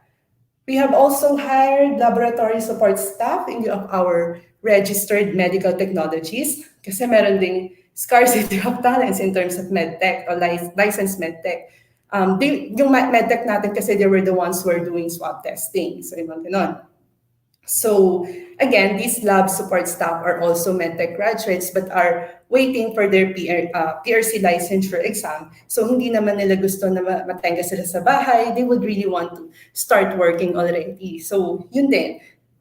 Because last year wala talagang exam or PRC exam na nangyari. So marami tayong graduates na waiting for their licenses. Okay, we've also opened our doors to employees who were laid off from different industry kasi we know naman that there are some industries na talagang nag-lay off ng people like hospitality industry, di ba? Hotels, airlines. So what we did, since we have demands also for customer service, yung frontline namin, the ones na who will, yung first step na interaction ng mga patients, so we call them patient service representatives, so parang customer service. So we capitalize on that. So we partnered with the HR or the human resources ng mga industries that we have mentioned, and they were very helpful naman in terms of advertising our company, in letting the people know that we have work opportunities for them in a hospital as well. Okay? And networking and partnership. We have also capitalized on virtual recruitment events such as this, Jobs 180, so that we can advertise our jobs and also we can market our brand. So, and we have also strengthened collaborative efforts with professional groups and targeted organizations and even review centers. So that's what we did while pooling our talents. In terms of talent development naman, we focus on programs for our in-house talents. So if wala tayong makita outside, why not focus on developing our people inside? So before, we have naman programs, but ngayon, mas lalo pa namin pinadami, mas lalo pa namin strengthen yung mga programs that we have inside so that probably 5 years from now, we may not have to get people outside in terms of yung mga managerial role. Kasi we have developed them already. And that is also one way to address yung resignations, di ba? Yung them leaving the company. Kasi nga, they're looking forward to something because we have developed them. They're a future source of leadership roles already. So that's in terms of the strategies. And of course, roadmaps. So if before, yung roadmaps natin only include ng industries, only include increase in sales and expansion of business, now kailangan din may roadmaps tayo into transformation, recovery, and rebuilding. And since we have adopted different ways to do the job, we have to ensure that the productivity of employees is still in place given the new setup. We also have to cut on costs and expenditures instead of laying off people. So baka naman may ways pa talaga na pwede tayong magtipid instead of babawasan natin yung tao natin. So we have roadmaps on that. We also find ways in order to increase revenues even though yung inpatient natin before. So when we say inpatient, yun yung mga nagpapa-admit. So naging mababa talaga yung revenue namin in terms of that because Last year, syempre, they're afraid to go to the hospital. So what we did is we focus on outpatient. Sobrang dami nang nagpapa-swab test, di ba? So we set up additional laboratories. We did some home care. So those are the things that we really looked into in order to address um, yung mga challenges that we've encountered last year. And also risk assessment, customer anxiety, forecasting. It's very important to know what is happening outside para hindi tayo nagugulat na okay, kaya ba't ang daming nawawala is because pala ngayon, nag-open na pala ulit yung doors for our licenses or for medical field in terms of abroad. Kaya pala may mga nag-resign. So yung mga ganun, we anticipate, we forecast. So, there. Okay. So, while the industries are really finding ways to adapt to the current need, to the trend, and to address yung mga challenges and roadblocks that they're encountering, of course, you as a job seeker should also seek ways in order to innovate yourself. In such a way that you can capitalize on those programs and opportunities or work options that's being implemented by industries. So, why do we need to innovate? Why do we not be contented? Kasi, for example, if nag-graduate ka ng ganitong course, ito talaga yung expertise mo. You were good at this. Pero the world is changing rapidly. And some jobs may not exist a few years from now. The reason could be number one, according to CNBC, 25% of jobs in the current job market are at risk due to automation. So, di ba, even sa mga previous years, we have seen, di ba, yung, siguro number one example lang, sa SLEX, NDEX, before merong clerk talaga na kumukuha ng toll fee. Ngayon, everything is automated. So, syempre, nabawasan. So, those are the sample jobs that may not exist a few years from now, na nag-exist before. And also, there are certain professions that are more in demand, but the supply is less. While others, sobrang dami ng supply in terms of talents, but the demand is lower. So we really need to understand those things also. And if that is the case, of course, the economy being in a recession, and if that is the case, we should find ways in order to increase our chances of finding employment if the market changes, and to find a new job if a financial crisis hits. So if you are focused lang yung opportunities and progression mo to one, or yung medyo konti lang yung options that you can have outside. So what I was saying is, how are we going to open to not limit our opportunities? Number one, we should diversify our skills, our knowledge and experience. So it's good talaga naman that when you have to pursue one particular career. But while you're pursuing, you also have to set your goals to gain skills in other professional fields. Like for example, in my case, I've been working talaga in talent acquisition, recruitment. But in HR, there are a lot of facets, di ba? So I do not limit myself na matutunan lang about recruitment, because there are talent development, there are organizational development, there are other facets na I could also learn from. So in that case, unti-unti, I immerse myself to knowing how it is being done. Para if, for example, nagkaroon ng, ano ba, biglang hindi na pala kailangan ng recruitment because robots na yung nag-hire for people, hindi na kailangan ng tao, I have plan B, di ba? I could not, even if I lose my job, I will not have a hard time finding a new one in the field. So, because there are opportunities for you. So, how are we going to diversify our skills, knowledge, and experience? Especially, in your case, mga siguro fresh graduates, di ba? Wala pa nga akong work experience. So, how will I diversify? So, number one, let's capitalize on volunteering. So, if if possible na, if pwede na na mag-volunteer outside. So the LGUs, the ano ba, universities also, di ba? Or social media, there are a lot of parang they're advertising mga ways on how you can volunteer.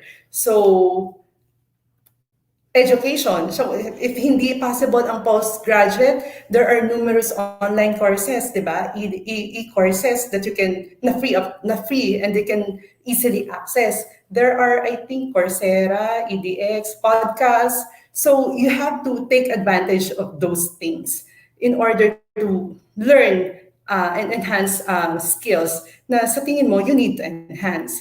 Travel. So how will I be able to diversify my skills and knowledge through traveling? Pag pwede na rin. So ngayon, syempre hindi pa. But eventually, you can do so. So kanina our speaker from Cognizant is talking about soft skills. So in traveling kasi, it broadens our cultural horizon. Meeting new people makes you more flexible. So yun yung mga soft skills, not technical skills, that we can enhance simply by volunteering, by traveling, kasi nagiging more flexible ka, nagiging adaptable ka, nagiging sociable ka, di ba? Lalo na if you are doing parang solo trip, di ba? Yung organization skills mo, yung planning skills mo, nai-enhance. And at the same time, you demonstrate maturity and independence. So you can highlight that, di ba? When you are like, when you don't have work experience yet, but you are applying for, and you would want to showcase your soft skills, this is what you do. Kasi nga, wala pa tayong work experience. And then internship, of course. We have to take advantage of the university career services that's being provided to you. Okay, so that's on how we can diversify skills, knowledge, and experience. Number two, we should evaluate our job prospects and your sources. So when you say job prospects, kanina I was talking about yung mga opportunities, other work opportunities. For example, if you're a graduate of hospitality management, di ba? Yung focus mo, you need to identify ano ba yung mga prospects for you there. You can work in an airline, pero ngayon medyo may problem yung airline. BPO, di ba? Almost all are accepting hospitality management graduates. So for, syempre yung favorite kong example, nurses. Even if there are a graduate of nurses, hindi lang bedside nursing yung pwede sa kanila. They could also apply in BPO, in any other industry, as an occupational health, yung mga nurses natin in the clinic. So yon, they could also, yun yung mga, or isa sa mga prospect nila, perhaps abroad. So yun yung, when we say evaluate your job prospects, what are in store for me if I graduate of this course? So, for example, you would want to become to get into the technical field, but you don't want to be a computer engineer. So you can do coding, you can do programming, diba? Or app development. So yung mga ganon, those are your prospects. So a teacher, for example, it can take some time then, yun, siguro while hindi pa sila license or wala pa silang work in terms of sa school, they could do online classes, di ba? They could work on educational platforms and and earn a salary out of that. So yun yung mga sinasabi natin. Evaluate your job prospects and your sources, of course. So ano ba yung mga sources natin? So make sure that we are on the right track in terms of looking for our sources. Number one, yung vacancy sources natin like Jobs 180, yung mga job portals. So this is a great help for us to know what opportunities are available for us. So you go on your target industries. Kasi there are industries that might not be, paano ba? That you are not for you. Later on, we'll talk about that, yung aspirations. So, but know your target industries. Gusto mo ba, mo sa sarili mo, healthcare industry ba, airline ba, TV, whatever, or FMCG. So know your target industries. And then linkage. So in terms of the yung mga linkage that you have developed throughout the years when you were still studying. So you have to capitalize on that. And of course, your networks and your contact. It's important that you work on building your contacts with industry professionals as early as now through networking events, through this, through work experience or internship, through social media channels that will help you widen your search. So kanina, may mga speakers tayo, di ba? So you could always, that's one of your, the networks or contact that you can build. Diba? And then kanina I was talking about target industries. I just would like to mention lang din siguro that during the pandemic, these are the industries na hindi talaga affected then, of course, but they were continuously hiring. So BPO is one, technology, banking, healthcare, pharmaceuticals, logistics, fast-moving consumer goods, food. I might have missed out on some industries yet, but these are some examples. So yon.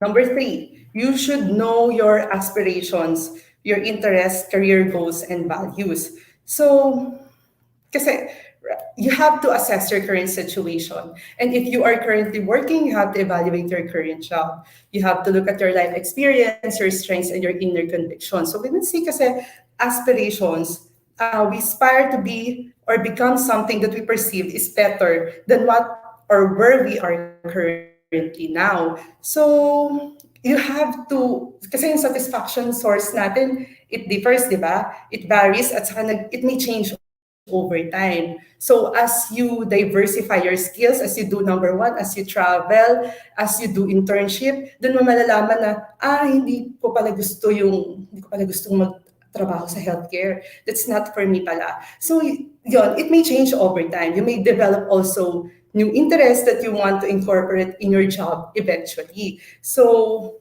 you should know, in assessing your aspirations, you could answer these questions. So from your experiences, sabi nga natin, assess current situation. If you're currently working, evaluate your current job. Look at your life experience in past. So during those times, what are your sources of satisfaction and dissatisfaction? So you evaluate that para lang malaman nyo, ito pala interest ko pala. This is where I would want to go. Number two, which aspect of your job or internship do you like more or do you like least? So yung mga ganon. And some factors that might affect in terms of you deciding is number one, the content of your job. Ito yung natapos mo. This is what you studied. Pero when you are on the actual job na during internship, hindi mo pala gusto. Na boring pala para sa'yo. So, number one, yun ba yung cause ng dissatisfaction mo? If you are, for example, working already, pero you keep on changing jobs, so why? Is it the culture of the company? Is it the environment? Or the people that you work with? So you have to check on the factors. Or you have to also focus or look at ano ba yung focus mo at this time. Is it, could it be making more money then retire early, then probably abroad yung para sa'yo, di ba? Or do you want to have more flexible hours because you would want to do something else apart from this, may business ka or whatever, or work-life balance. So yon, you have to assess and you have to know what are the causes of your satisfaction and dissatisfaction. Okay, before you make a decision. Okay, number four, what kind of mindset do you have? So this is slide. This came from the nounproject.com. I just need to mention, created by Reed Wilson of Wayfaring Path. So what kind of mindset do you have right now? You have to develop a growth mindset. So when you say growth mindset, instead of you are already contented on what you have, you're already contented on the skills that you have. Because I cannot learn naman as fast as I can matutunan tong skills na to. That's a fixed mindset. Pero if you have a growth mindset, ang isipin mo is you can learn anything that you want to. If you just focus, if you just, you can you can learn new skills with hard work, effort, and training. So another difference ng fixed mindset and growth mindset. So when you're frustrated, you give up. Pero pag growth mindset, when you're frustrated, you persevere. So you keep on, paano ba, looking for jobs, di ba? Pero hindi dumadating yung hindi ka natatanggap. So, yun yung mga source, siguro some source of your frustrations, but you never give up. So, you keep on going back to our 1, 2, 3, know your aspirations, diversify your skills, and then try again. You persevere. So, and you also are open to challenge. Sometimes an opportunity comes, di ba? Kaya lang ayaw mong i-grab because tingin mo, hindi ko kaya, I'll just set myself into failure. So, why not fail and learn, then nag-fail ka na hindi mo tinatry. So, that's also one mindset that you need to have. And you should also be inspired by the success of your colleagues. Nakikita mo, bakit siya may work na? She's already been promoted twice. Ako, hindi pa rin. So, instead of you being threatened or being insecure, di, be inspired, di ba? You can ask her for some questions, so how she was promoted for such a short span of time, and eventually, dun sa last, get a mentor. You could get him or her as a mentor. So, gone are the days when the mentor that nakinukuha natin are yung talagang senior na sa atin, because we could have a mentor also na colleagues natin na you look up to, na parang ina-admire mo, that have accomplished something na you think can help you or you're on the same page, di ba? So yon, why is it important for you to get a mentor? Because those mentors will help you improve in your craft. They will have parang unbiased na description of your strength and weaknesses. Kasi ikaw, you might not know, di ba? Kasi, well, it's better that there is someone who will let you know ano yung mga strength and weaknesses mo and what are you going to build. Do you have to build your confidence in terms of taking additional roles or projects?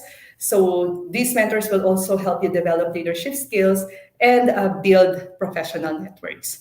So I think that was the last of my slide. So yon, what I'm trying to say lang is that we should never stop learning.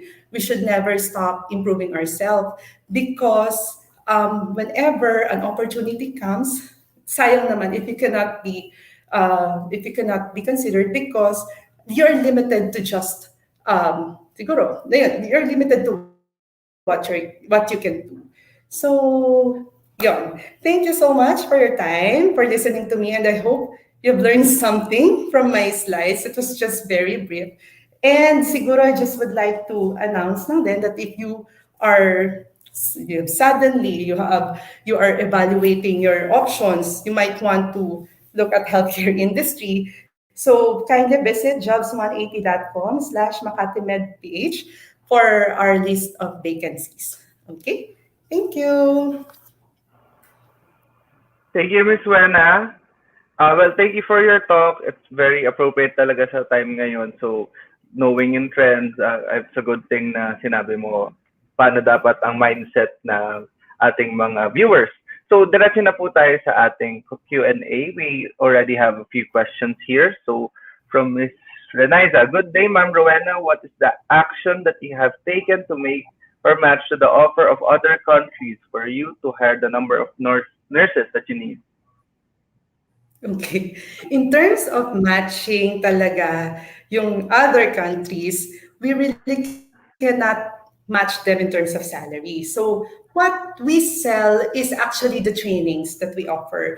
So what's in store for you if you join us? Like for example, for fresh graduates, ang selling point namin is that kasi we understand naman 2 years from now, 3 years from now, they'll just gain experience sa atin, di ba? And once they have gained experience, they'll go abroad. And we are okay with that.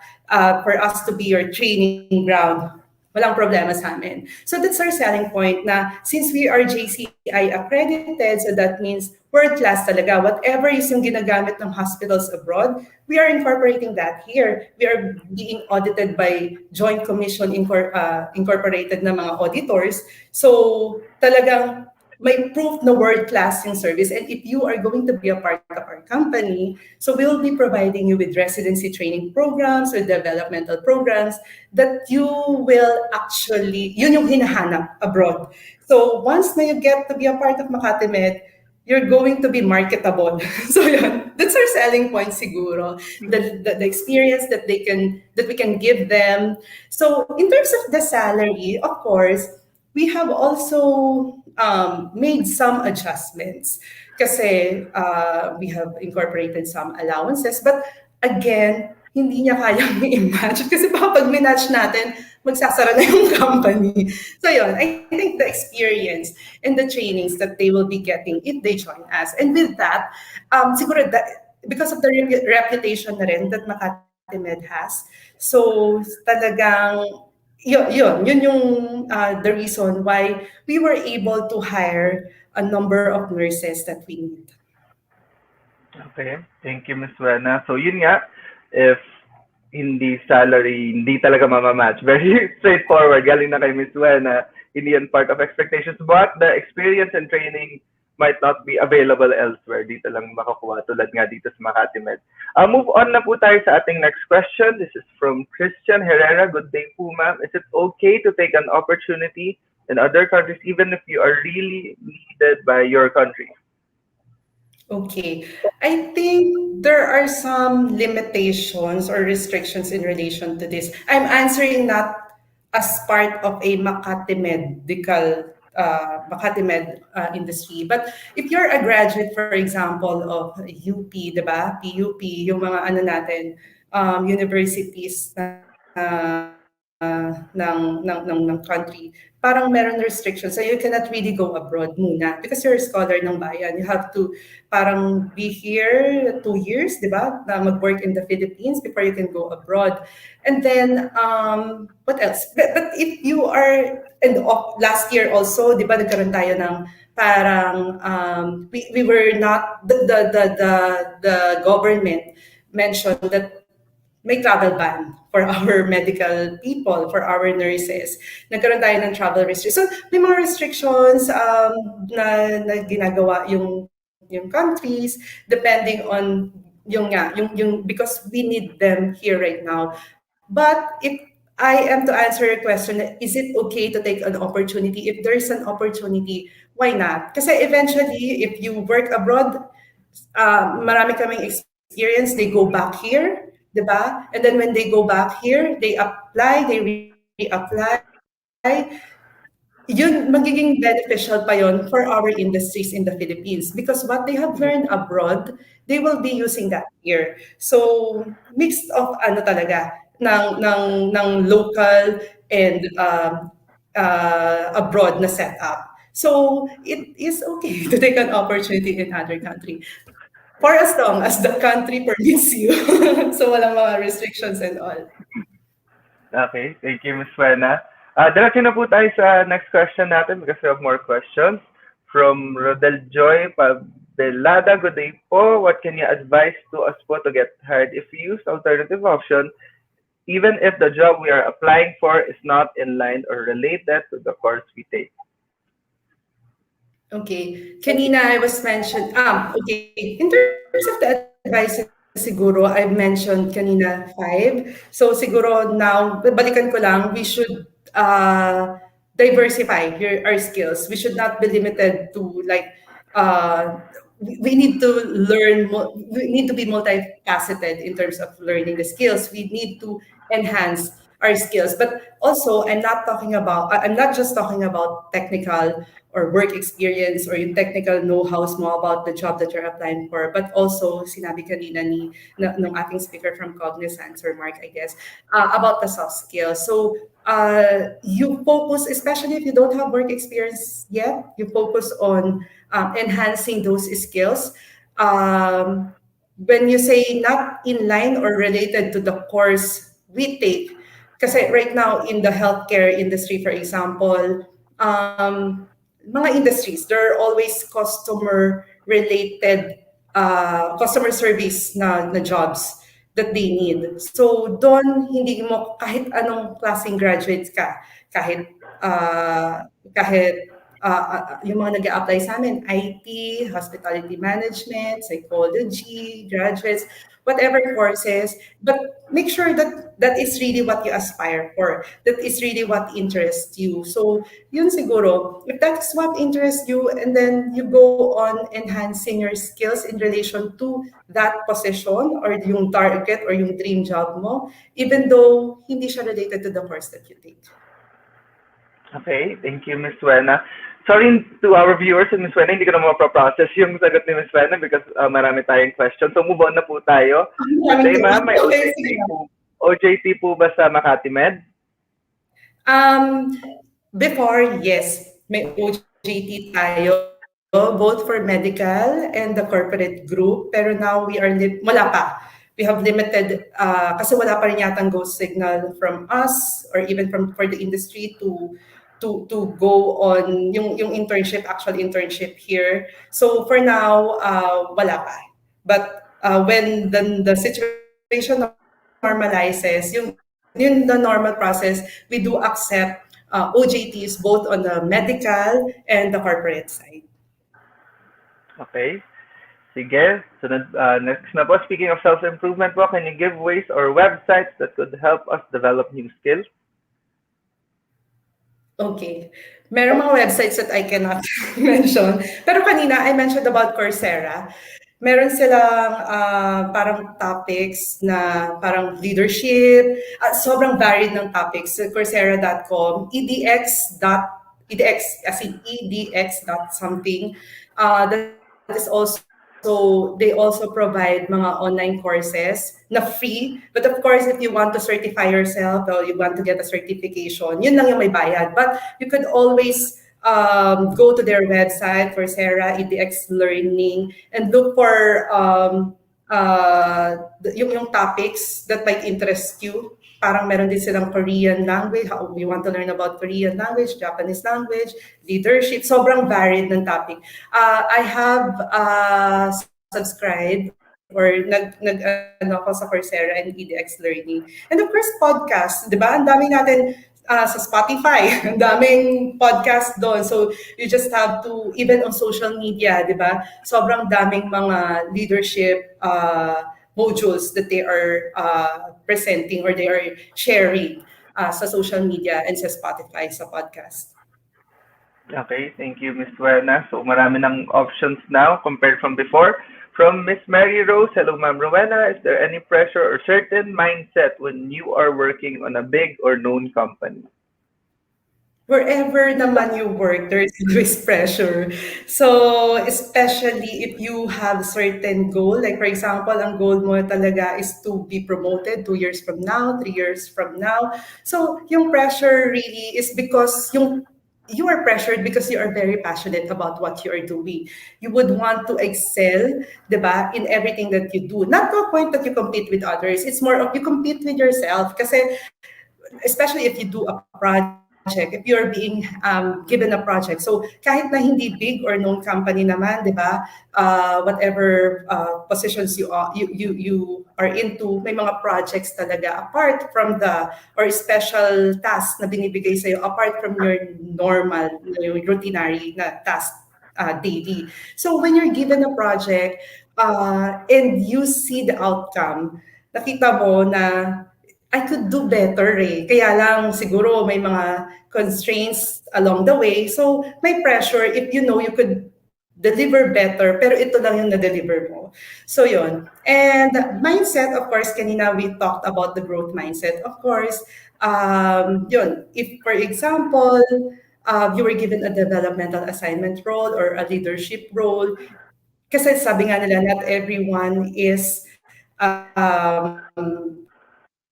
not everyone is designed to be a leader, 'di ba? 'Di ba? So if hindi, okay, at least you have learned and that you change your focus, 'di ba? So baka nga hindi ako for this role, ito yung gusto ko. So in terms of the mindset, it's always yun nga, yung growth mindset. You can learn more about it. On how you can shift yung mindset mo from being yung okay na ako where I am to becoming I can do more. I can deliver more. I can contribute more to the company, whether you are in a big or known company or hindi. Okay, thank you, Miss Wena, Miss Mary Rose, for your question. By the way, Miss Wena, yung mga pagsagot niyo ng question, yung mga sinasagot niyo ay nagte-thank you sa comment section. I'm not sure if napapansin niyo, but Thank after you. you answer your question, nagte-thank you sila. So moving forward from Mr. Mark Raimundo, what advices po ang mabibigay niyo po to fresh grad planning to work on medical field? Ay, Sorry. nag-skip yata yung So, kay Sir Mark. Ayan, here, sorry. Sorry about that. advices po okay. To fresh grads planning to work on medical field. So it's important if, for example, your course is not related to any medical or pre-med courses. There are always corporate jobs available. But if you would really want to immerse yourself, kasi ako, I'm on the corporate side, but if I would want to really immerse myself and to familiarize myself on the medical group, I can start as a frontline. Yun nga, yung customer service, catering to patients. We have parang possessions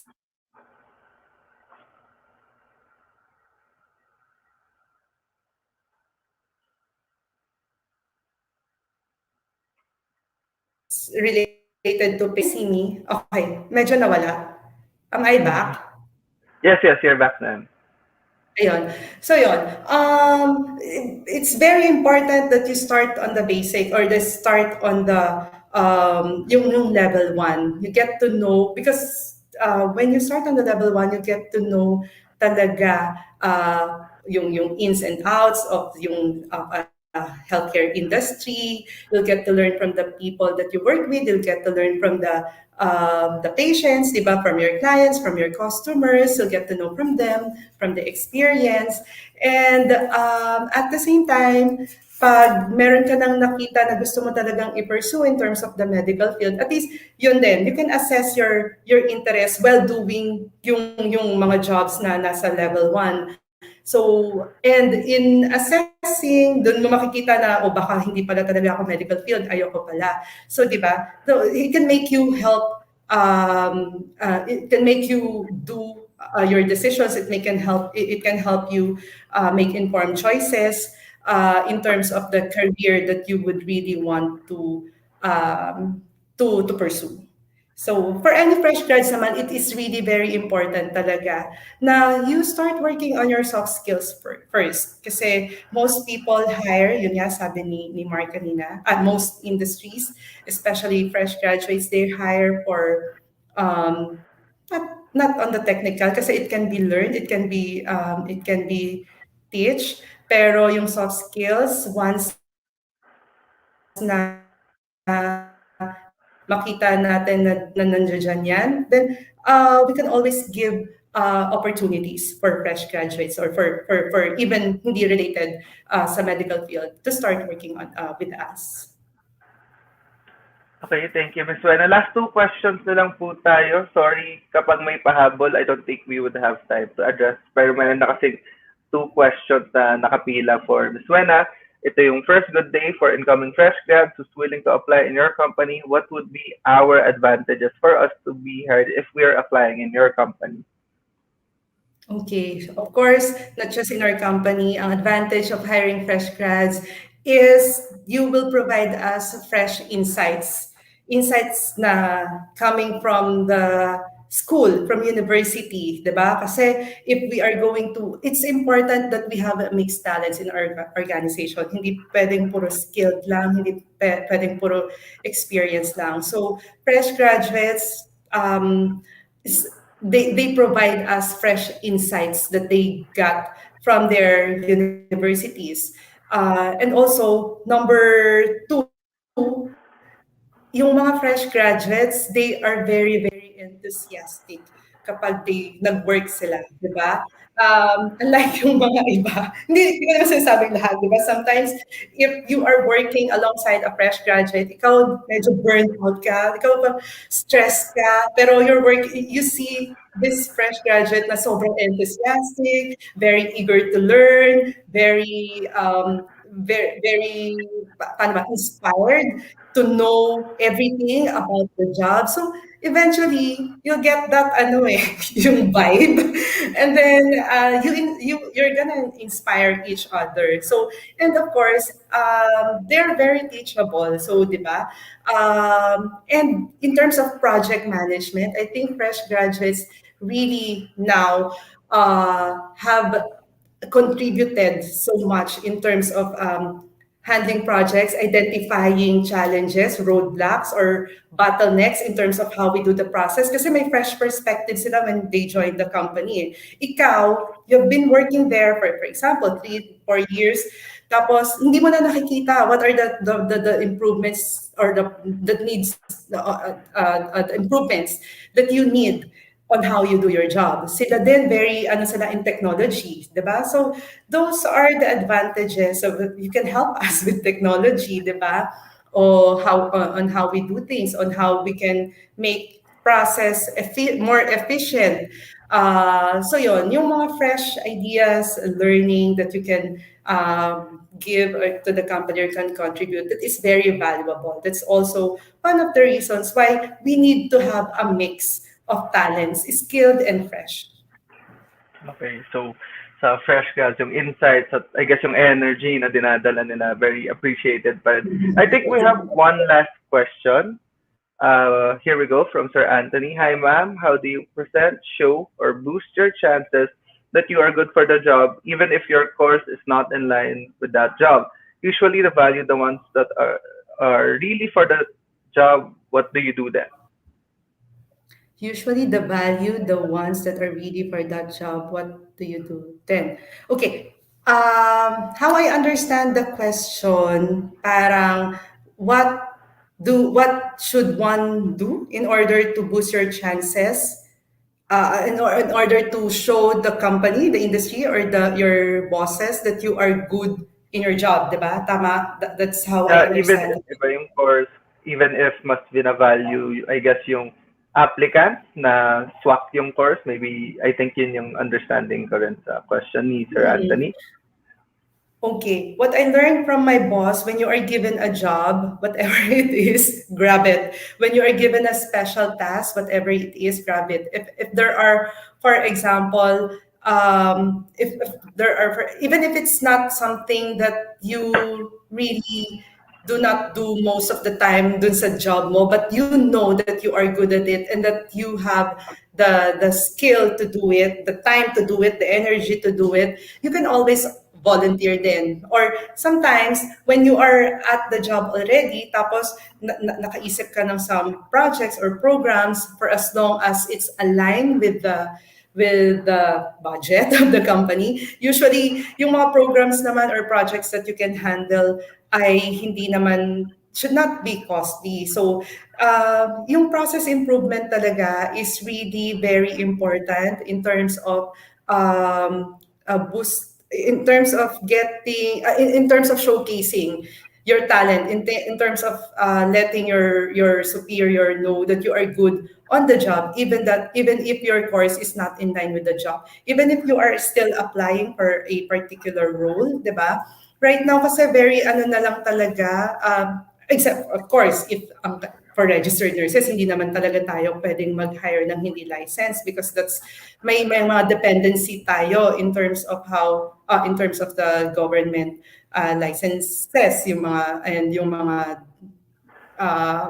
sa DOH and whatever. Pero if you would really want to be to know your employer or your interviewer that you can do the job even though your course is not in line, yun, there are ways talaga. You could always showcase on the projects that you handled and how you were able to how were you were able to deal with the yung mga challenges of doing that particular project or program.